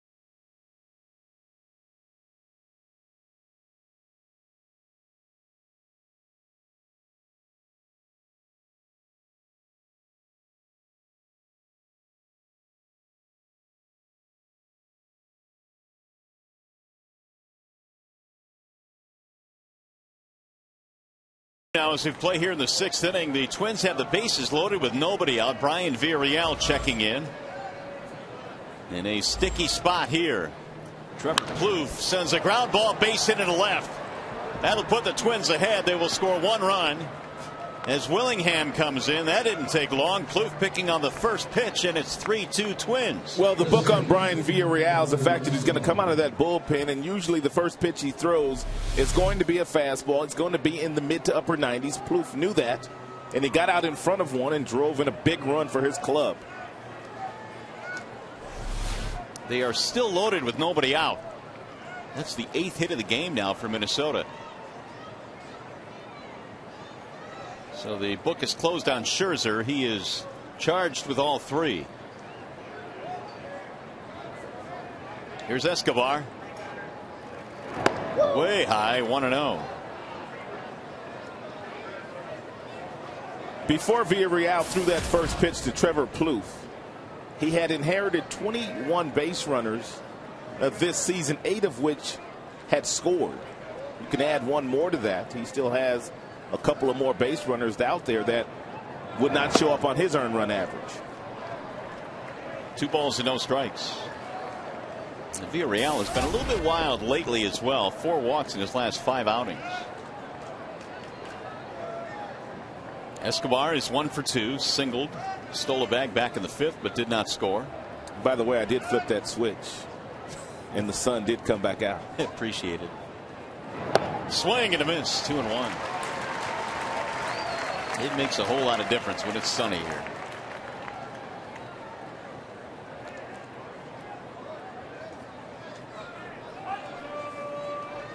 You got Morneau, Domet, and Plouffe as your base runners on the infamous triple split. Here's the 2-1. Slap foul back to the screen. 2-2 on Eduardo Escobar.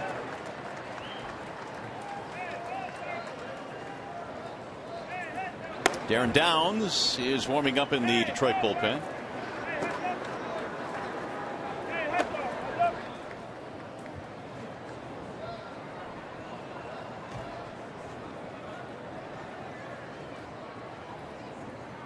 Here's the 2-2. Swing and a miss. It gets away from Laird. They're going to try and score the run. Here's the throw to the plate. Safe. Mental mistake there. There was no tag. Oh my goodness. He just stepped on the bag. Yeah, he's got a tag him. I mean, it's an outstanding effort by Gerald Laird to get over there after the ball gets away from him. And it looks like they've got Morneau, who does not run well, who did not get a good break from third base. Villarreal gets the ball in enough time to apply the tag, but he doesn't apply the tag. He thought it was a force play. Wow. Well, that'll be the 4th run of the inning.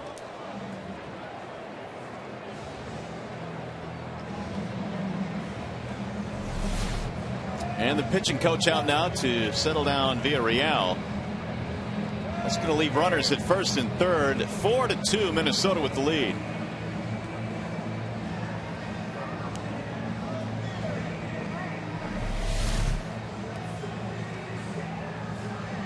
Boy, Gerald got on the ball in plenty of time. Oh, no doubt. And Morneau would have been out. So a break there for the Twins. Still only 1 out. Runners at first and third and 4 runs in.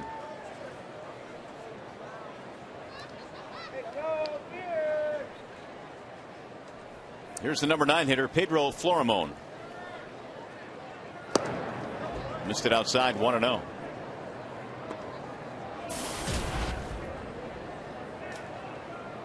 Florimon is 0 for 2, strikeout, flyout.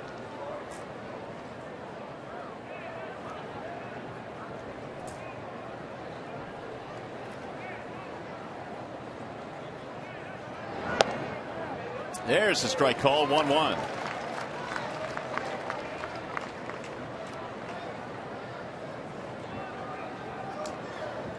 Scherzer started the inning, then Koch faced 2 batters before he was replaced by Villarreal.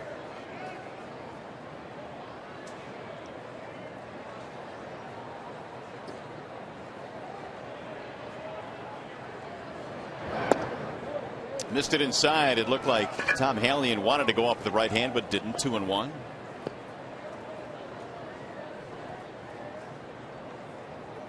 Florimon out of the Baltimore system was claimed off the waiver wire in December from the Orioles. He's got Doman at third, Plouffe at first.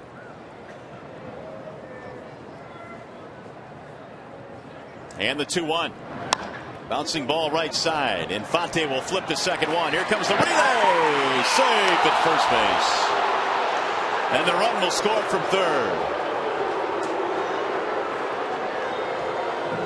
He just beat the throw. Nice job here by Infante and also Peralta to try to turn the double play, but Florimon, too much speed running down the line, able to beat it.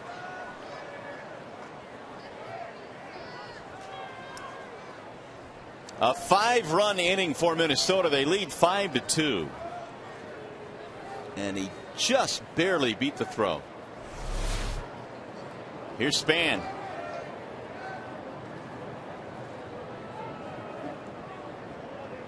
Five runs on 8 hits in this game.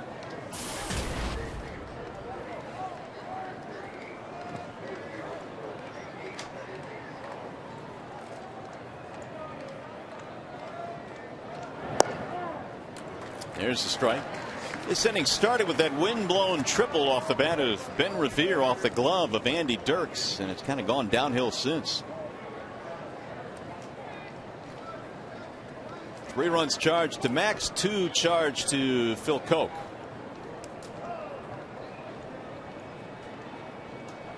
There goes the runner, and it gets away. To the backstop it goes. An easy steal for Florimon, who was diving in. Second swipe in as many innings for Minnesota.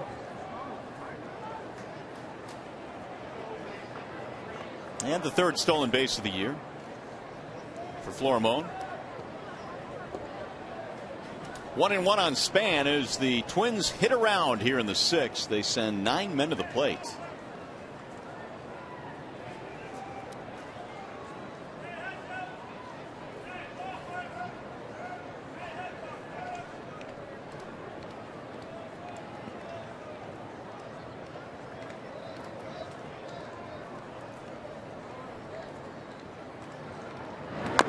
Fought that one off. 1-2 on Denard Span, who typically just absolutely hammers Detroit pitching, but today he's 0 for 3. Span came in at .354 career against the Tigers.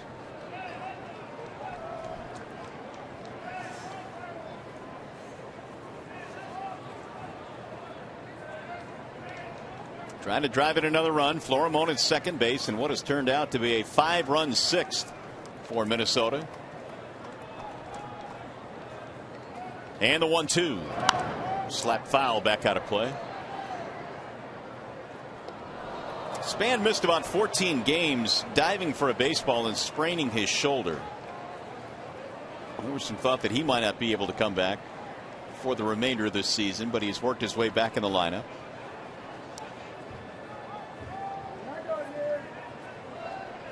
And Denard, the last couple of years, has been the guy that has made their offense go at the top of the lineup.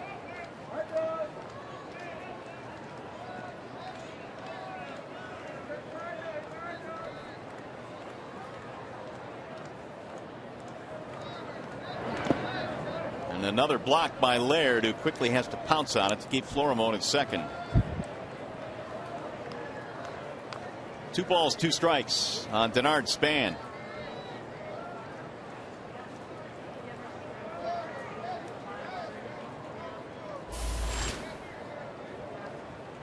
Ben Revere waiting on deck, and again he got it all started with a triple. Mauer has an RBI, Morneau has an RBI, so does Plouffe, and Florimon as well. Here's the 2-2.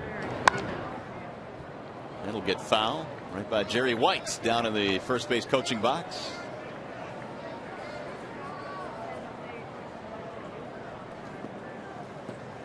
Two and two the count stays.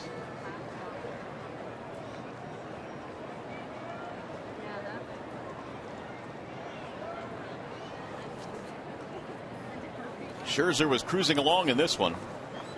one point retiring 12 of 13, but gave way here after 3 batters in the 6th. Way outside. Now the count fills at 3-2.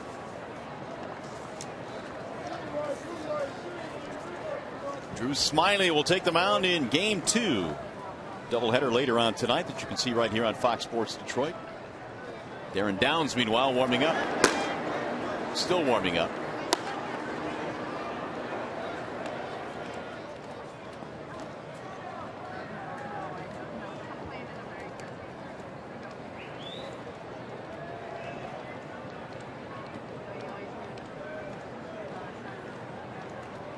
Villarreal ready with the 3-2 pitch. Here it is. And he fouled it off. Got a sellout here this afternoon at the ballpark. 40,438. How about the Tigers this year and their fans? They have sold out 33 home dates this year. And they have sold over 3 million tickets. Tigers fans deserve a big round of applause this year for coming out in droves.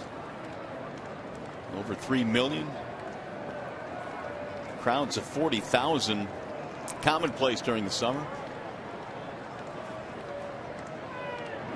Swing and a miss, and he finally gets Span to win the inning, but it's a big inning for Minnesota. They bat around. They score 5 times, and we head to the bottom of the 6th now. 5-2 Minnesota.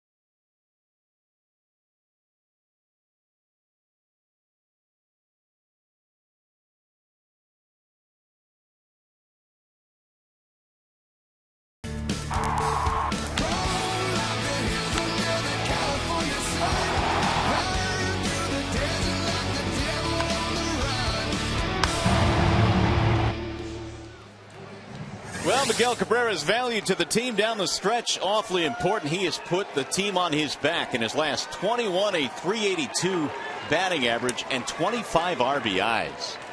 And he'll get things started here in the bottom of the 6th with his teammates in need again. They're down 5-2. Those numbers started after the Tigers were swept in Kansas City at the end of August. They lost a 2-1 ball game that day. Of course, they came back home and swept the White Sox, but Cabrera has been doing major damage since that particular day.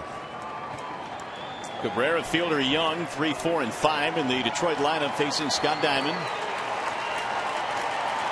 And Miguel ahead of the count, 2 balls, no strikes.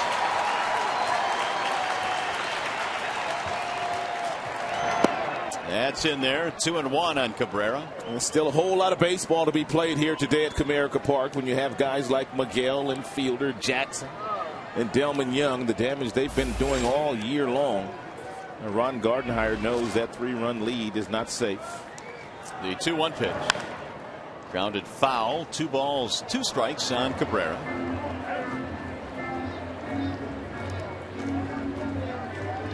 RBI double back in the fourth, and now 132 driven in. That also extended Miguel's hitting streak to 12 straight.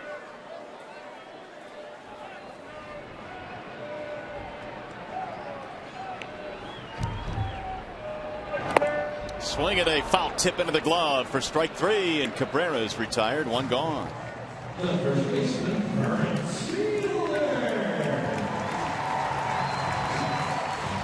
strikeouts now for Diamond. We'll bring up the Prince. Fielder 0 for 2, strikeout, fly out. He was swinging on 3-0 in his last at bat, and he flied out to left field. He took a shot, didn't get all of it though. And he takes ball 1.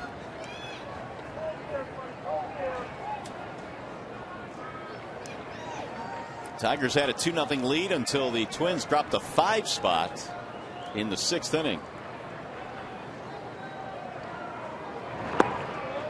And ball 2 on Fielder.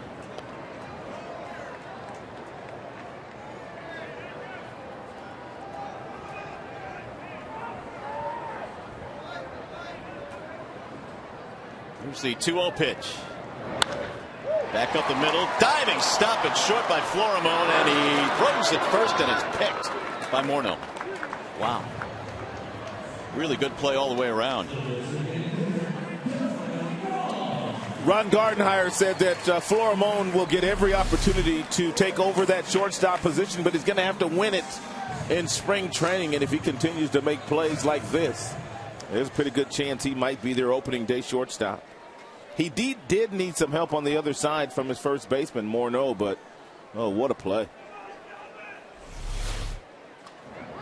Young fouls it off 0-1.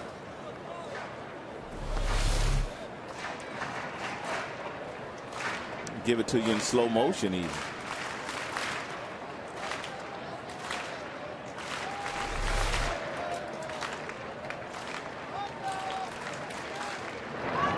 Swing and a miss. 0-2 on Delman. Single to score a run back in the 4th.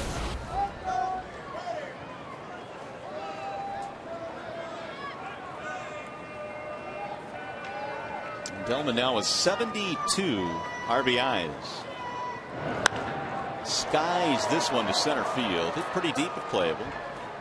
Denard Span is back there, and Diamond has himself a 1-2-3 inning. 6 in the books here at the ballpark.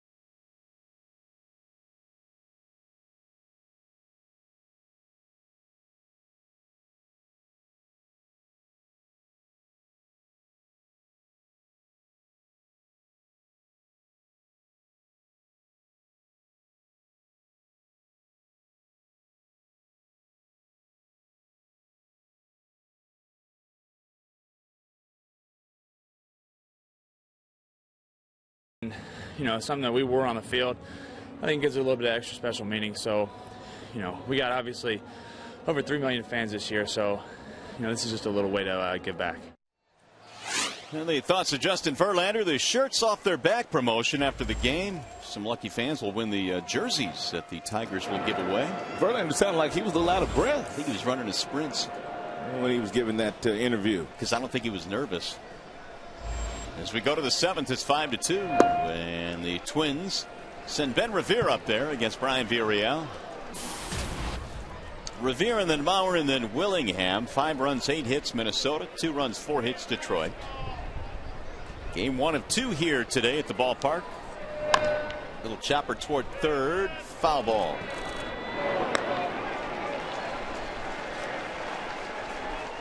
Oh, 0-2 the count. They sent 9 men to the plate in the 6th inning. It was Revere that got it started with a triple off the glove of Andy Dirks back in the 6th. And Jim Leyland has seen a 2-0 lead disappear now. It's a 3-run deficit.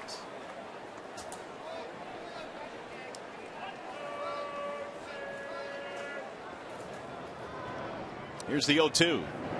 Inside, made him move his feet. 1 ball, 2 strikes.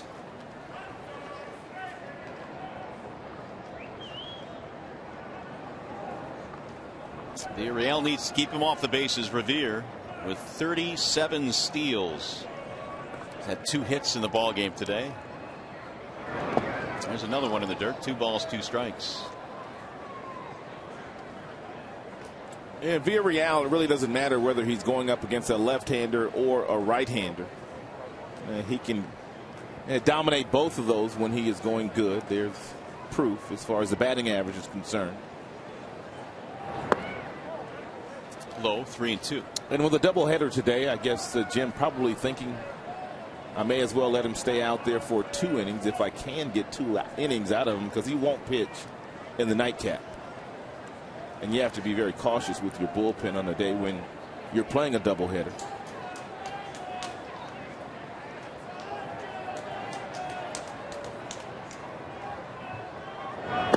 And there's ball 4. So the leadoff man is on, a base on balls.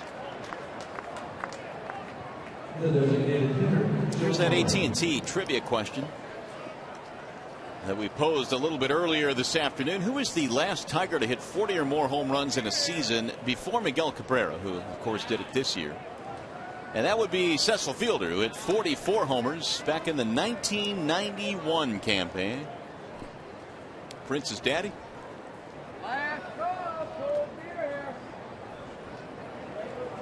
Here is Joe Mauer.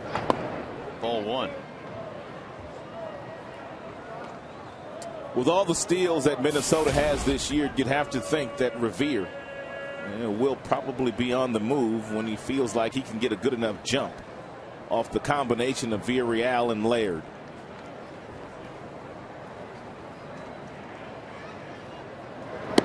The last Twin to steal as many as 37 in a season was Otis Nixon. Otis Nixon? That was back in 1998. And Otis that year was 39 years old. Otis could run. Good bunter, good base runner, good defender. He didn't hit a whole lot, though, but when he got on, he was moving. Pekonen has joined Downs in the Detroit bullpen. 2-0 on Mauer. Strike call, 2-1. And Villarreal has not been as efficient today as we have seen him in the past. He's thrown 28 pitches. 13 of those have missed the strike zone. 2 more hits for Mauer today, and his average up to 325. As you look at the breakdown in Villarreal. Way inside, and now the count goes to 3-1.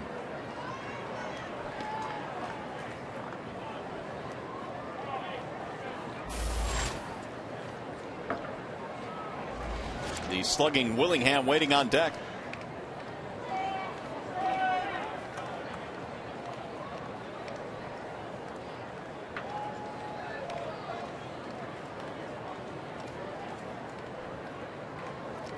With the runner going, and there's a strike throw down to second. Tardy.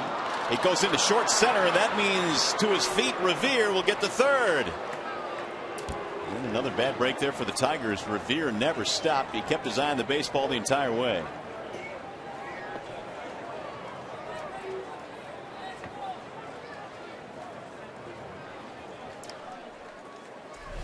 Stolen base, E2.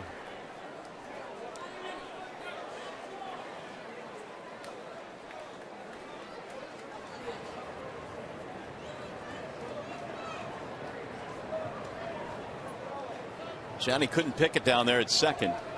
So the Tigers now will bring the infield in. 3-2 on Mauer. And he shoots that one foul back into the seats. Twins have swiped another bag here today. That is their third of the afternoon. To no one's surprise, we've told you they love to run.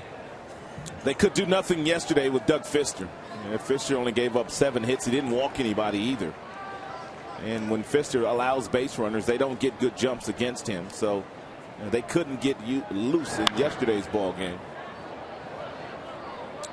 But if you open the door for Minnesota and the aggressive style that they play offensively, they'll try to kick that door in. Well, they answered with 5 in the 6th. They have a runner at third here with nobody out in the 7th.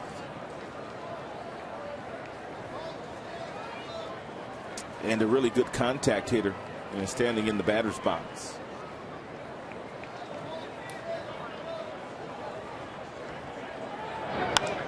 And he pops it in the air.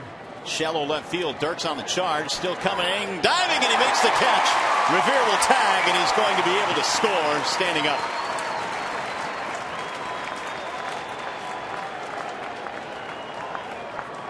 Once he left his feet, Revere with his speed was going to be able to come in.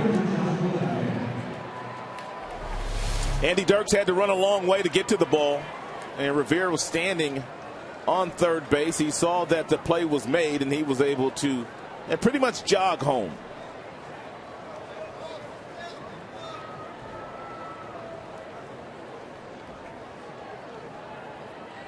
So the walk comes around to score. Great play by Dirks, but an RBI for Mauer, who makes good with a sac fly, and that's his second RBI of the day.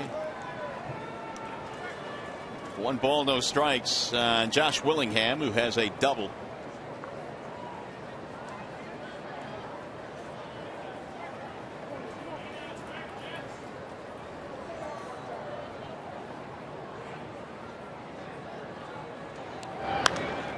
He pops this one up foul. That'll get back into the seats. 1-1 on Willingham. I'm trying to decide here. When would you let that ball go? It's a good question.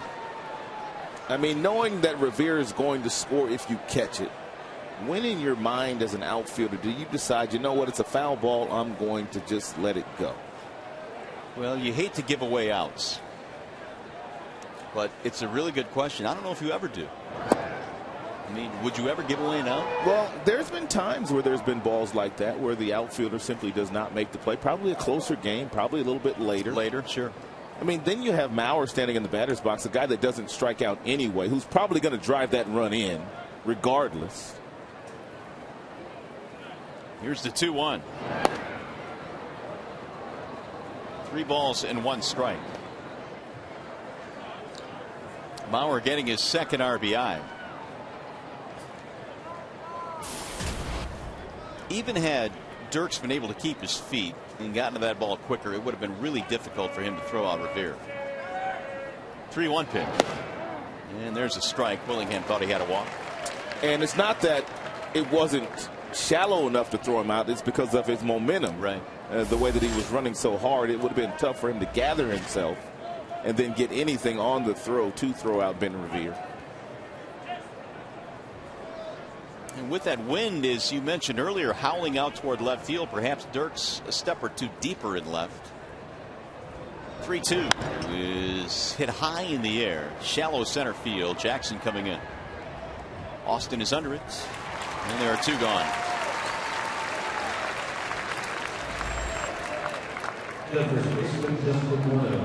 Velocity has not been the issue today for Villarreal. He has thrown 39 pitches, and he is now done in this game. 17 of those missed the strike zone. Just a little erratic in the zone today. So Villarreal will depart the scene. Tigers go right back to the bullpen. Darren Downs checking in. We'll be back.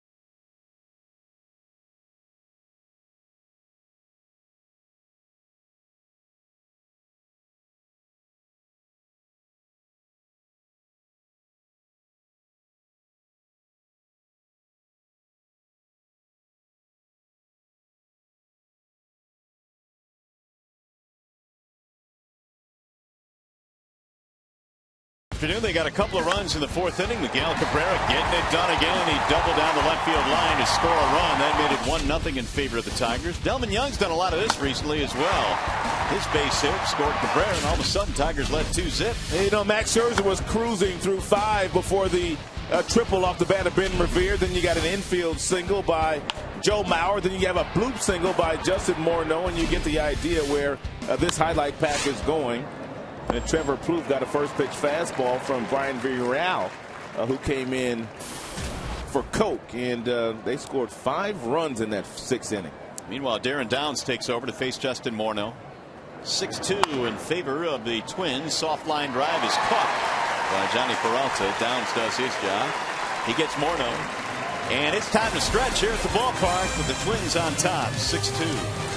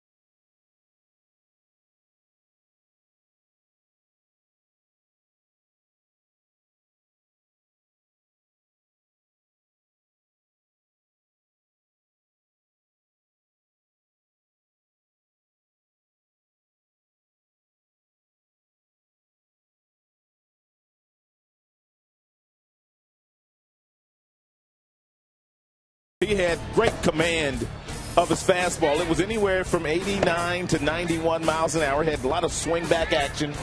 The left-handers could not do anything with it, nor could the right-handers. He mixed in some breaking balls real late. He pitched his first complete game of his major league career yesterday here against this Minnesota Twins team. What an effort it was by Doug Fister. And Fister, since the break, 8-3 with a 2.53 earned run average. He did his job yesterday in shutting down the Minnesota offense. But the Twins with an uprising here today, a 5-run inning.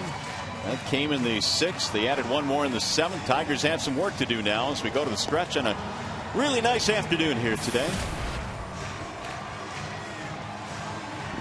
Hey fans, swing for the fences during fantasy batting practice at Comerica Park this Friday. A hit pitch is thrown by former Tiger Dave Roseman. Call 313-471-2550 or visit Tigers.com. Dave Roseman has been throwing that batting practice since he retired. And you could take him deep, couldn't you? I might be able to take him out of here. You're not afraid, I know that. Johnny Peralta will stand in. I'm going to have to supply all the power, that's for sure. Nice. Rosie lose a little off his fastball? Yeah, a little bit. It'll be Peralta, then Dirks, and then Garcia against Scott Diamond, who's still out there. 88 pitches so far for Diamond. Strike one to Johnny. Well, we talked about it at the top of the show today that Ron Gardenhire will be looking for some starting pitching next year. Well, this offseason. But Diamond will probably be one of those guys that will be in the rotation in 2013 with the work that he's done this year for the Minnesota Twins.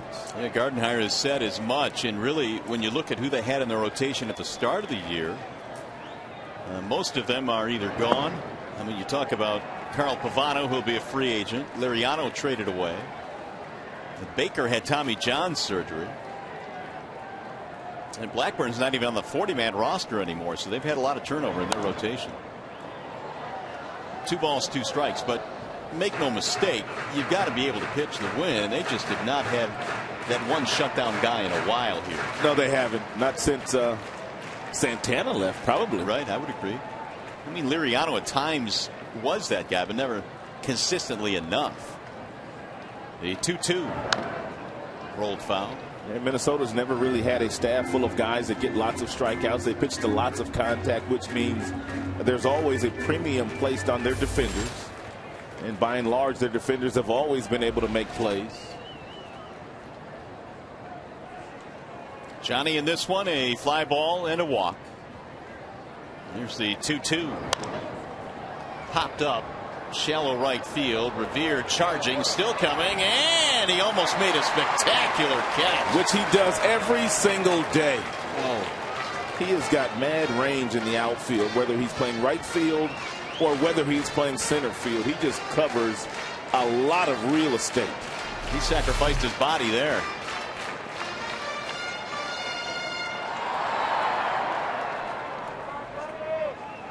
That would have been something else if he caught that ball.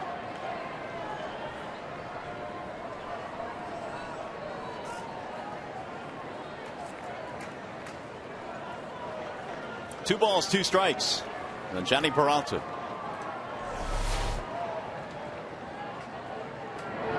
Swing and a miss. He chased the high fastball. Actually, that was off speed, wasn't it? 81 miles an hour. Peralta's out.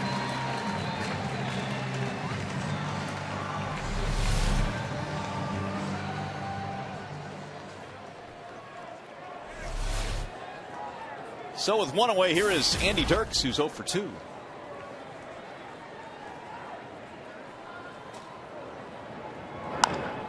Ground ball, right side of the infield. Escobar will flip to first, 2 gone.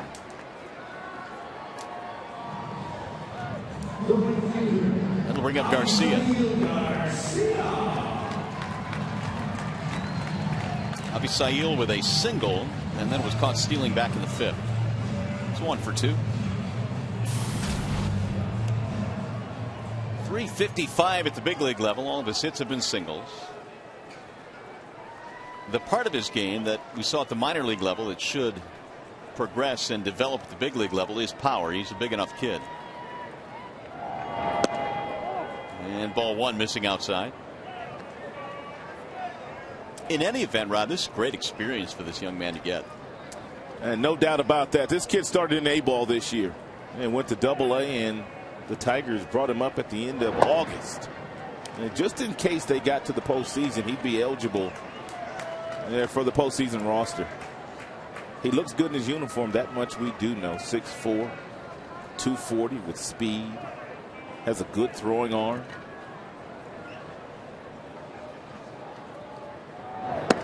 Outside as Diamond stays away. Now the count goes to 3-0. He'll play some winter ball this year in Venezuela, so he'll continue to get better.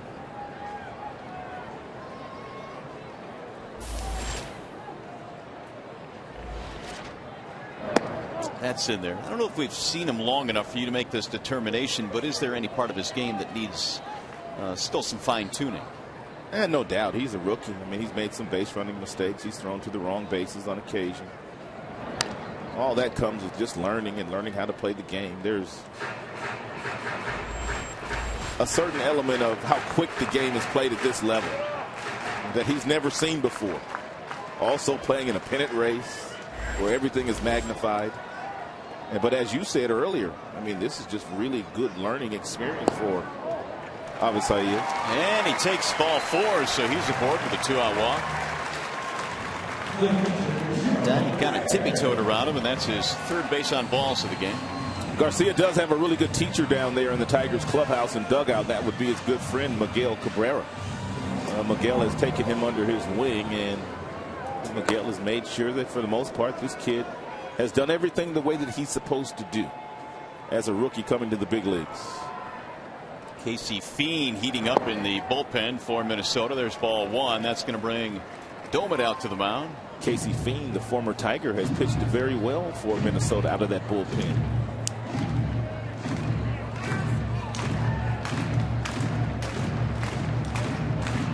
Hey, just as a reminder, as you enjoy a cold one, to look forward to Miller Time later in today's game. It's brought to you by Miller Lite. Diamond may be tiring a little bit. He's at 103 pitches now. Here's the 1-0. Ground ball to short. Should get him out of the inning, and it will. The force ends the seventh. No runs, a walk. Nobody left. On our way to the eighth.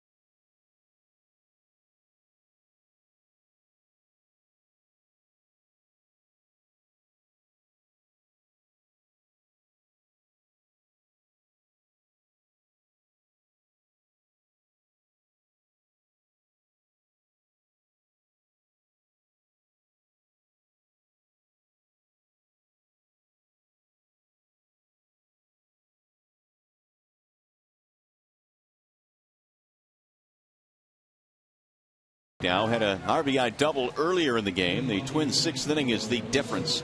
5 runs on 5 hits, and Max Scherzer today, Rod, went 5 innings. He allowed 3 earned runs. What did you see today out of Max? Well, it was good to see him go back out there. He looked totally healthy to me, although the fastball didn't get up to 98. I think he topped out at 94.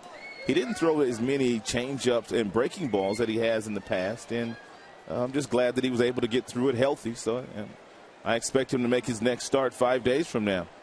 Well, some business to take care of here as we go to the top of the 8th. It'll be Ryan Domet to lead it off against Aaron Downs. Ball 1 from Downs. Domet, Plouffe, Escobar here in the top of the 8th. 0 for 2 for Domet. He had the walk as part of the big 5-run 6th. And he pulls that one fair off the glove of Cabrera. It'll roll into short left field off the side wall, and a double for Domet to start things off in the 8th. Andy Dirks has been awfully busy in left field today, whether it be catching fly balls to left field or making diving catches or getting the carom off the wall there on that double by Ryan Domet.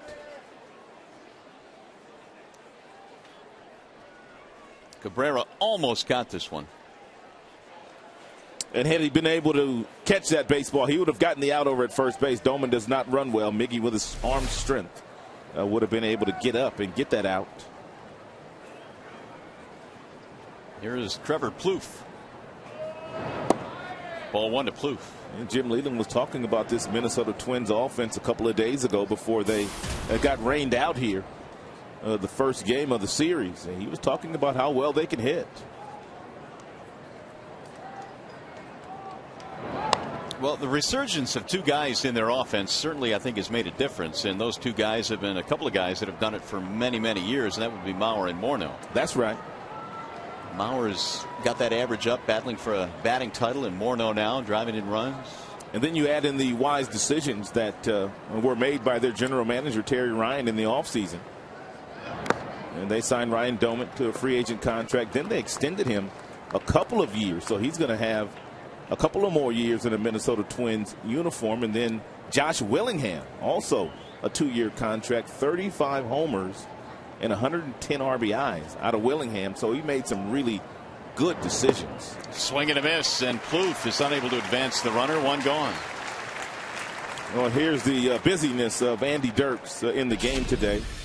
It appeared that a lot of the left-handed batters, they were simply trying to take Max the opposite way early, and a lot of those guys were flying out. That was a triple that he was not able to catch off the bat of Ben Revere.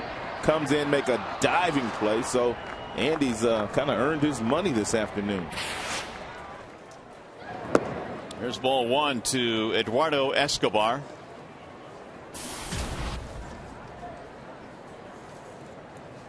One for three for Escobar.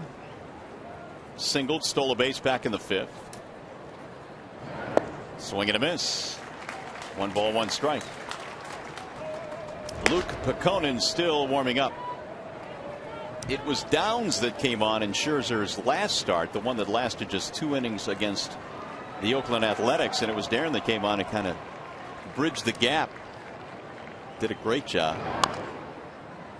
It'll go foul, 1-2.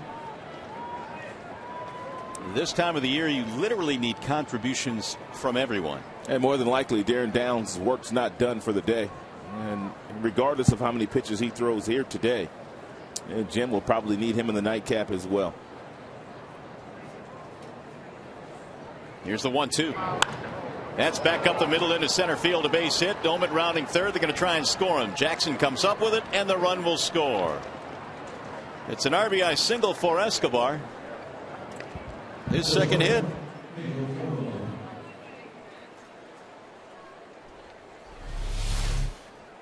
This appears to be a changeup on a 1-2 count that stays up. Actually, it's a backdoor breaking ball. That's hit right back up the box. And some of the other breaking balls he threw to him in that pitch sequence, that would be Escobar. They were buried down and in a good location. That one he hung up.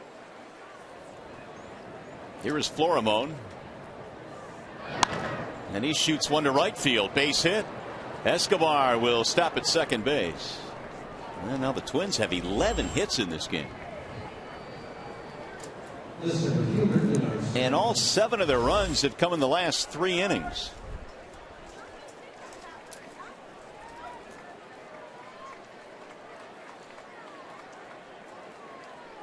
Still only 1 out. Top of the order coming up, Denard Span. Tough day for Span, 0 for 4, 2 strikeouts. He looks that one into the glove for ball 1.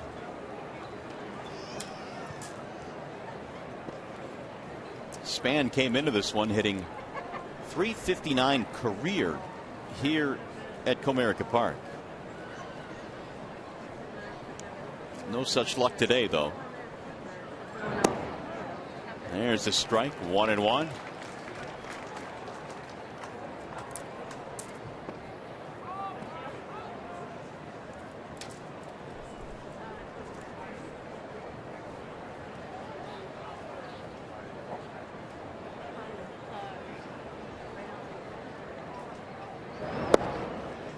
Low, 2 balls, 1 strike on Span. Tigers today have been limited to 4 hits.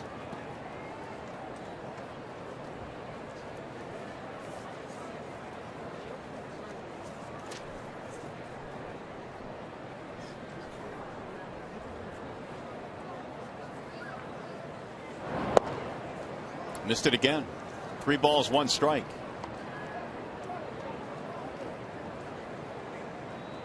Drew Smiley tonight in game 2 of this doubleheader. Then KC comes to town tomorrow. Makeup game tomorrow, turning that series into a 4-game series against KC.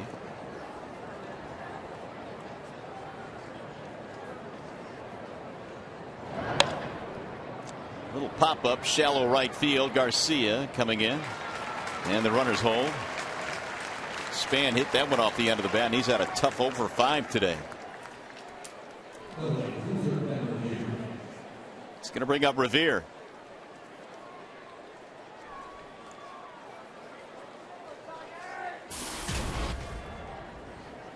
Well, it's been a big day for Revere. Singled in the first, tripled and scored in the 6th, walked, stole a base, and scored in the 7th. That's one of the advantages that the Minnesota Twins have that a lot of teams don't have. The Tigers have handled Span over 5, as you mentioned. But Revere's like that second leadoff hitter who's been on the base paths and stolen base, scored runs. And it's interesting, you've talked about this in the past. He is a #1 pick, and you don't normally see guys with his skill set being #1 picks. Nope, usually #1 picks have power. It's like power pitchers, power hitters. Revere shoots one left side of the infield. It's going to get through, base hit. That will score another run. And Revere comes up with his 3rd hit of the game. But that's what Revere does right there. He just puts the ball in play. And Jim Leland comes marching out again. 3 hits, 2 runs scored, RBI, and a steal for Revere. That is a full day's work. And Luke Pekonen will come in. Downs gives up the baseball, and we'll be back.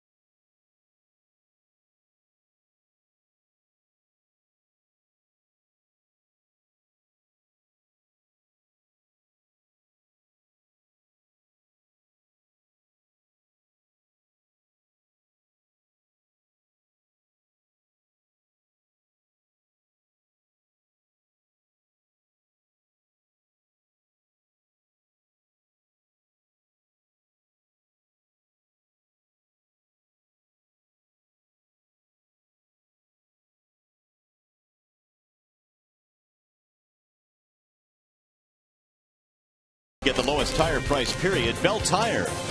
And by Toyota. Brought to you by your Greater Detroit Toyota dealer. Now, it's been an overcast day here in the Motor City most of the afternoon. The sun has been able to peek through every now and then, but right now Minnesota casting a further cloud over the Tigers with their 8-2 lead, and Luke Pekonen will come out of the Detroit bullpen. And Pekonen pitching in his 10th game, and he's been up a couple different times this year. Left-handers are hitting .385 against him, and right-handers .333 against him. He has yet to give up a homer in the majors. He's going to have to deal with Joe Mauer here, with runners at first and second, and 2 more runs in. 8-2 in favor of Minnesota. And Mauer looks at strike one. Been a good day for Mauer. 2 hits, 2 RBIs. He has scored a run as well. And the only reason I could think of Jim Leland taking Downs out of this game with the left-handed Mauer coming to the plate is the fact that he knows he's going to need Downs in the nightcap. And so he cut his day short. Here's the 0-1. One ball, 1 strike. Yeah, but with Mauer, it really doesn't matter whether it's a right-hander or a left-hander. He hits them both. And he has been doing that since he's come to the big leagues.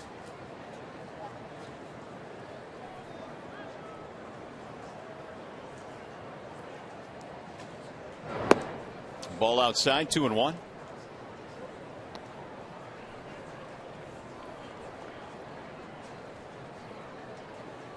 There you have it. Hitting .302 against lefties, .336 against righties. He's back to being the old Joe Mauer. Here's the 2-1. Rolled foul. 2 balls, 2 strikes on Mauer. Must be that shampoo he's using these days. How about those commercials? They're nice. It's nice if you can get them. What are you talking about, man? You've got commercials. I got one. He's got multiple commercials. Yeah, for probably a little bit more money, too. No offense. And the 2-2. Fouled it off. Oh, Gerald got nicked on that one. Down he goes.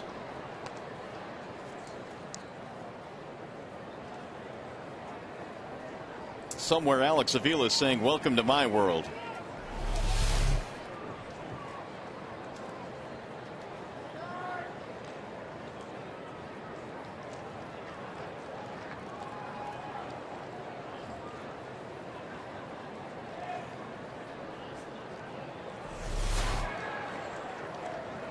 Two balls, two strikes. G Money still trying to catch his breath. Yes, he is. Looks like he's caught up. 2-2.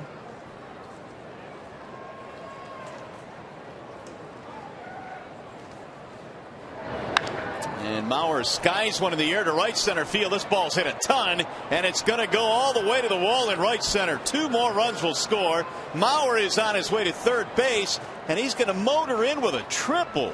We talked about it earlier. Joe Mauer is trying to win another batting title. He is right in the thick of it. And as you say, it's hard to pick up ground this time of the year with all the at-bats you get. Yeah, this is his third hit of the day. It's a ball that's right down the middle. Jackson was playing him on the shortstop side of second base. He went to right center field, and Jackson couldn't run it down, and Joe Mauer, decent speed for a catcher. Mauer has 4 RBIs today. That's his 4th triple of the year. And now it's a 10-2 ball game. Willingham looks at a strike.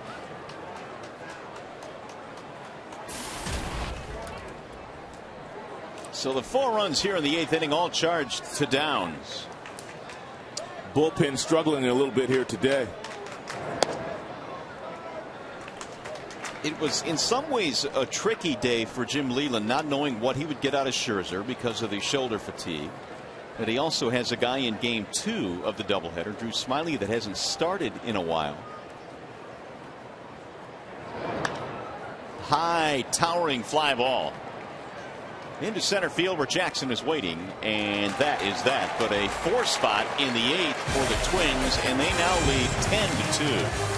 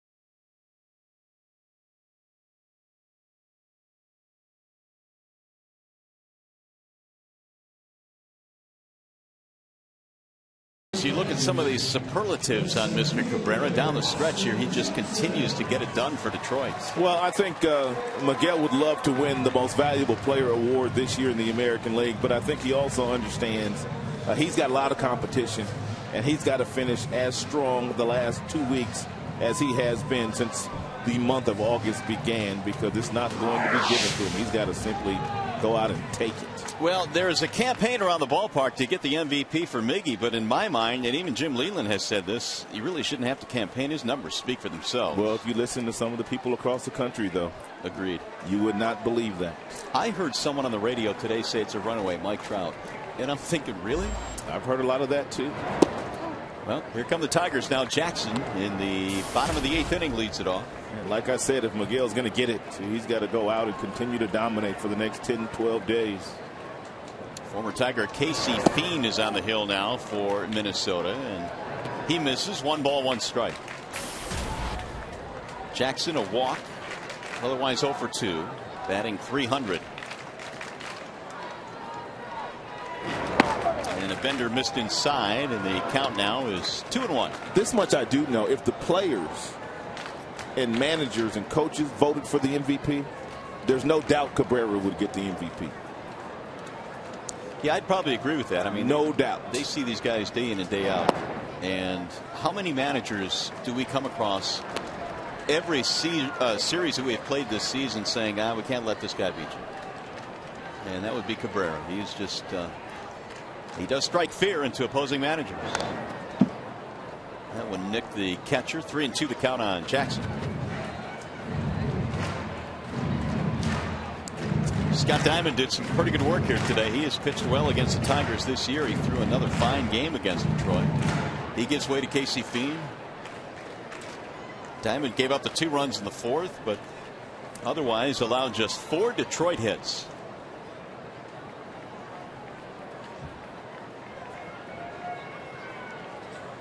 Jackson waiting on a 3-2. Swing and a miss, and Fiend comes back to strike him out.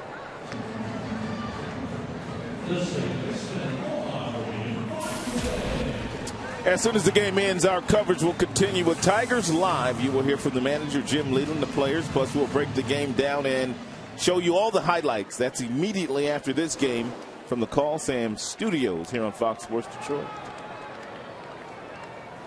Here's Omar Infante with 1 out. Breaking ball in for strike 1.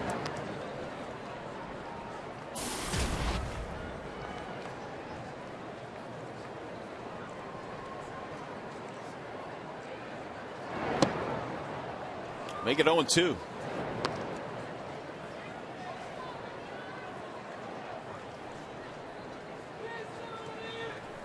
Fiend was with the Tigers in 2009 and 2010. Made only 11 appearances with the big club for Detroit. Casey broke in with the Tigers organization back in 2006, the year they marched to the World Series.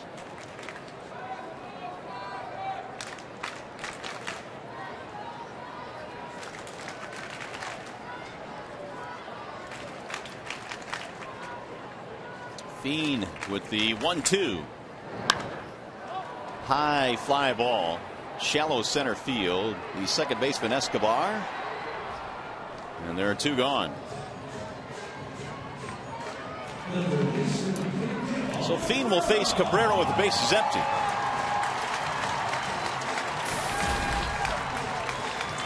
Miggy today 1 for 3, double RBI. Average at .332. Still leading the American League.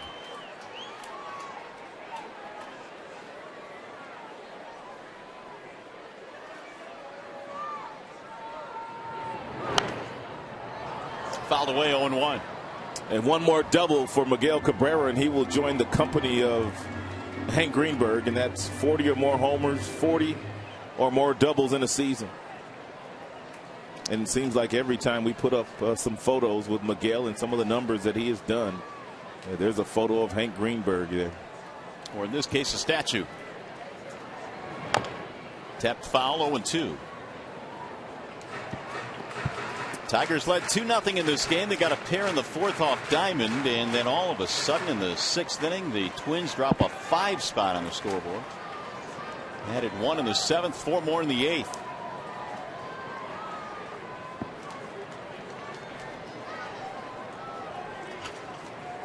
Must be sprinkling again down there. Fans starting to scatter a little bit. Low and away, 1-2.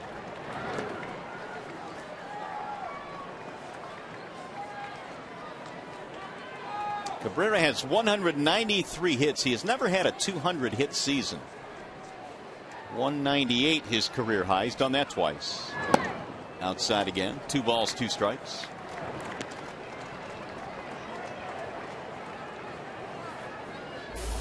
I'm betting he does it this year.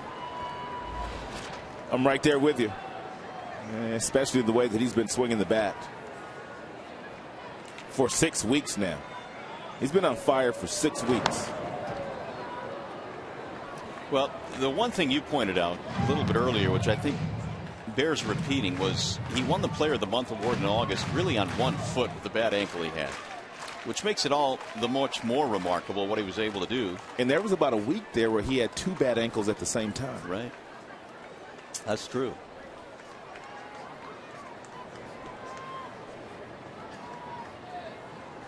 And the 2-2. Fouled out of the glove of Ryan Domet. Twins have 10 runs, 13 hits in this contest. Tigers have 2 runs, 4 hits.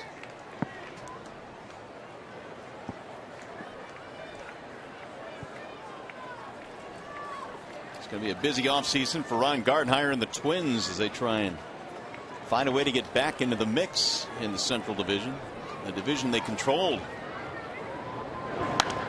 Here's a drive that'll go foul, back out of play.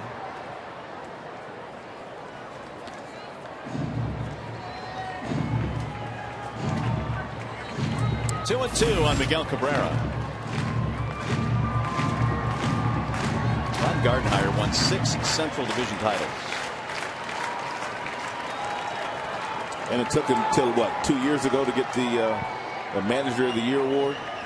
Just for whatever reason, he never got that award. He was always a bridesmaid.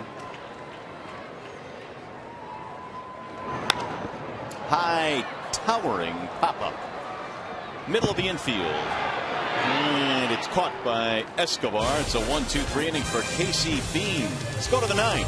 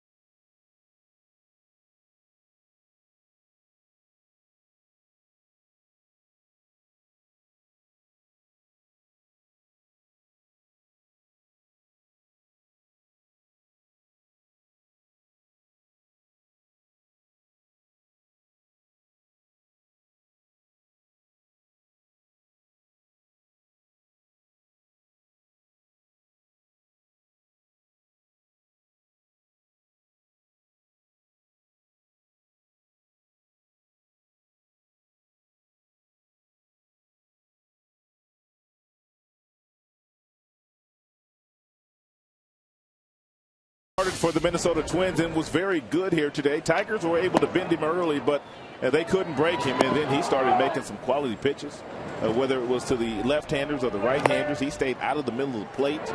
He changed speeds. Ryan Domet led him beautifully and was able to slow down the Tigers offense that had been sizzling hot right here at Comerica Park. Give Diamond some credit. Looking like he's going to get his 12th win of the season. He was good today. Morneau slaps one out toward left field. Dirks will run that one down. Boy, has he gotten his sprints in today. Yes, he has. Got some changes for the Tigers now. Don Kelly will take over for the Prince at first base. Danny Worth will take over for Cabrera at third base. Abisail Garcia will move to center field. And Jim Leland taking the liberty of getting his everyday players off their feet. Brennan Bosch taking over in right field. A little earlier today, fielder Cabrera and Jackson will play in the nightcap. Ryan Domit waves and misses. No balls, 2 strikes. Nightcap coming up at 7:05. We'll have that one on Fox Sports Detroit as well for you. Here's the 0-2. 1 ball and 2 strikes on Ryan Domit. When's the last time we've done an old-fashioned doubleheader where the game starts 30 minutes after? We were talking about that earlier today, and nobody could remember. Here's the 1-2. The downside of that, obviously, is you don't get the gate, and you want 2 separate gates. That's the only side of it. That's the downside and the only side, apparently. Can't blame him. 1-2. Fouled away again by Doman. I think as a player, you probably prefer those. I mean, where you just go in and grab a little sandwich, you go back out, you're already loose, and you just go out and play another game versus laying around for 2-3 hours and getting a little lazy. Again, the 1-2 pitch. 2 balls, 2 strikes. What did you do as a player, either between doubleheaders or like rain delays, anything where you had to stick around the clubhouse? Well, when I played, obviously, most of that in the minors, and in the big leagues when we played doubleheaders, they were 30 minutes in between, so you didn't have a whole lot of time to do anything. But during the course of rain delays, you know, probably go play some cards or, you know, that kind of stuff. It was before guys had iPads and all the rest of that technology, so you couldn't just go sit in your locker and watch a movie or nothing like that. Couldn't monkey around with your phone. 3-2 pitch. Swing and a miss, and Doman is out of there. 2 gone. So Conan now has retired the first 2 men here in the 9th. They'll bring up Trevor Plouffe.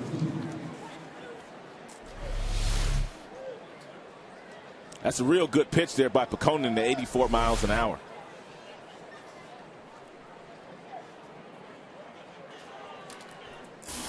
Angels and White Sox underway out on the West Coast. Jared Weaver for the Los Angeles Angels. Well, that's probably what I'll do in between games. I'll probably go watch a little bit of the White Sox and the Angels play. You're going to be rooting for Jared Weaver. Got my Mike Trout jersey back there. You switch. You turn your Billy Butler jersey in, and now I got Mike Trout now. At least for one more day. The 1-1. 2 balls, 1 strike. Trevor Plouffe a single in 4 at-bats in this one, but that single drove in a run. This one turned around quickly. 5 runs 6th inning, 4-run 8th inning.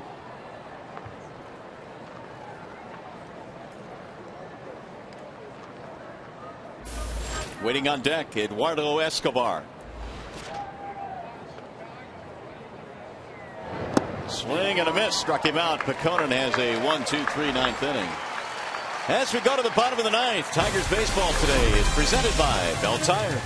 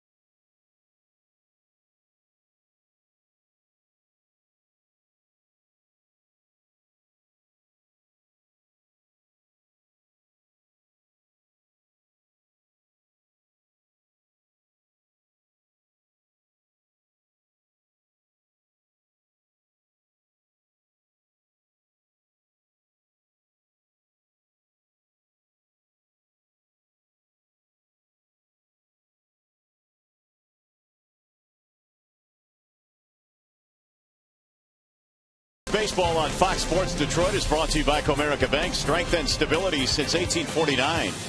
Your Metro Detroit Chevy dealers. Visit ChevyDetroit.com. See why Chevy drives the Motor City. And by Wallside Windows. Like us on Facebook. Enter the contest for a chance to win great prizes. Well, there are the totals right now. It is 10-2 in favor of Minnesota as we go to the bottom of the ninth inning in game one of this day-night doubleheader at the ballpark. They have a new pitcher on for Minnesota now. That would be Alex Burnett. He got a 3.34 ERA in 63 games out of that bullpen for Ron Gardenhire, so he's done nice work. Meanwhile, Don Kelly, in his first at bat, shoots a single to left center field to start things off. And that first pitch swinging, Don Kelly on a 93-mile-per-hour fastball right past the shortstop Florimon, who's made all the plays today. Matt Carson is the new left fielder, so Willingham is out. He's going to bring up Delman Young. 1 for 3 today for Delman. RBI single. Got the Tigers' second run in.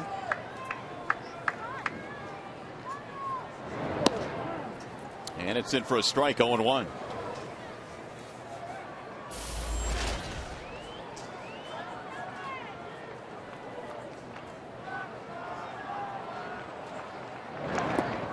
That'll get away from the catcher Doman, advance the runner.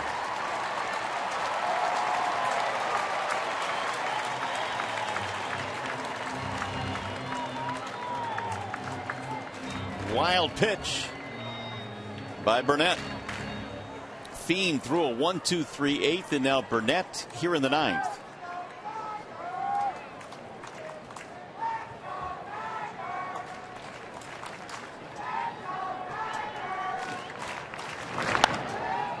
That'll get back out of play down the right field line.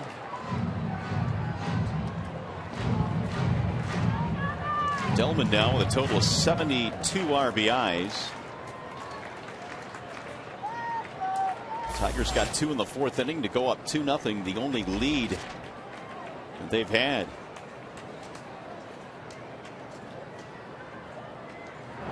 Swing and a miss. And Delman is out on a breaking ball, 1 gone.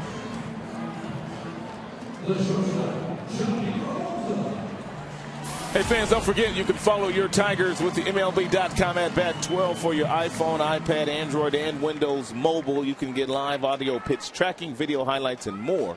And go to 318-26 or visit Tigers.com. Ball high and away to Johnny Peralta. The single here by Don Kelly in the ninth inning is the first Tigers hit since the Garcia base hit in the fifth.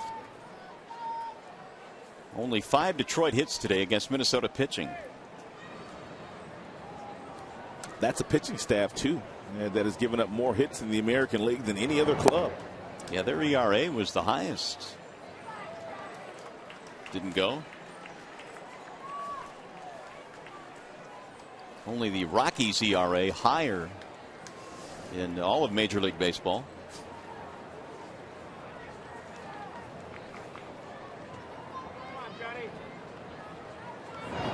Peralta shoots one to third, caught on a line by Plouffe. Even when the Tigers have made some good contact, the Minnesota Twins defenders have made some really nice plays today.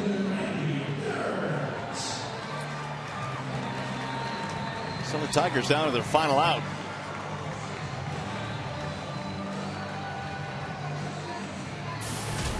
It'll be Andy Dirks to step in. He's 0 for 3.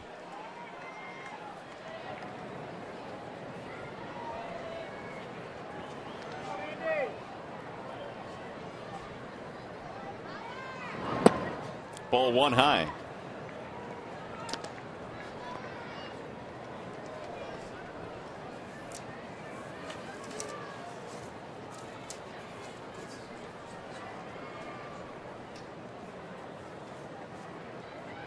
Now Burnett ready with a 1-0 and is hit toward the shortstop. Tough hop.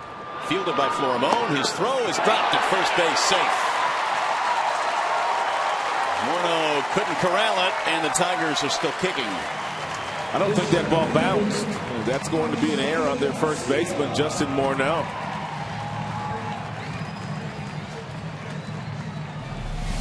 appeared to hit him right in the heel. Nice play by Florimon. It sure did. E3.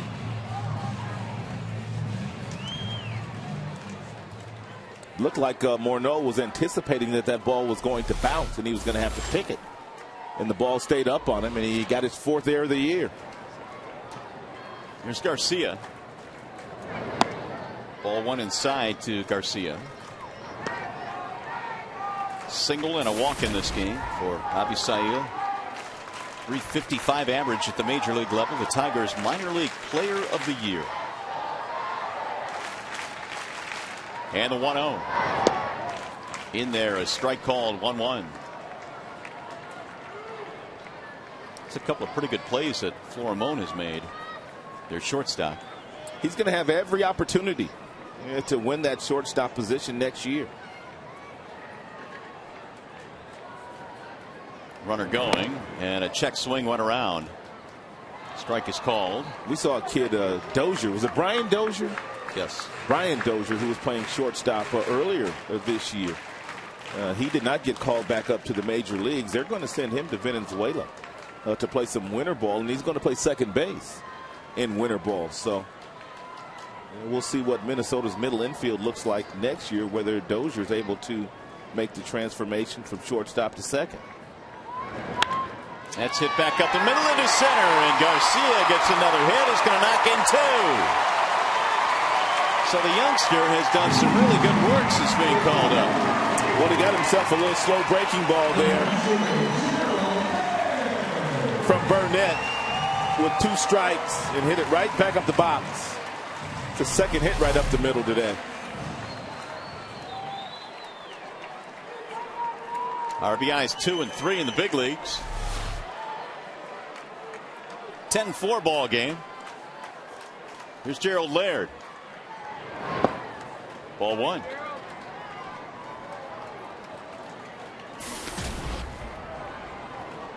Gerald 0 for 3. Couple of ground balls and a strikeout.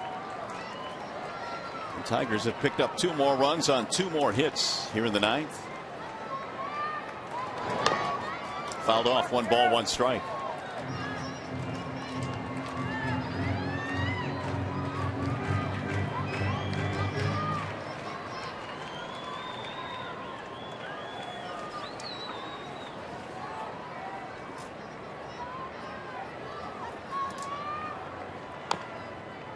And now 1 and 2 on Laird.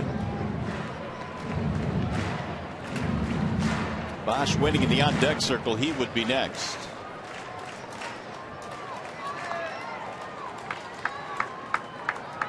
Laird's got to keep it alive, though.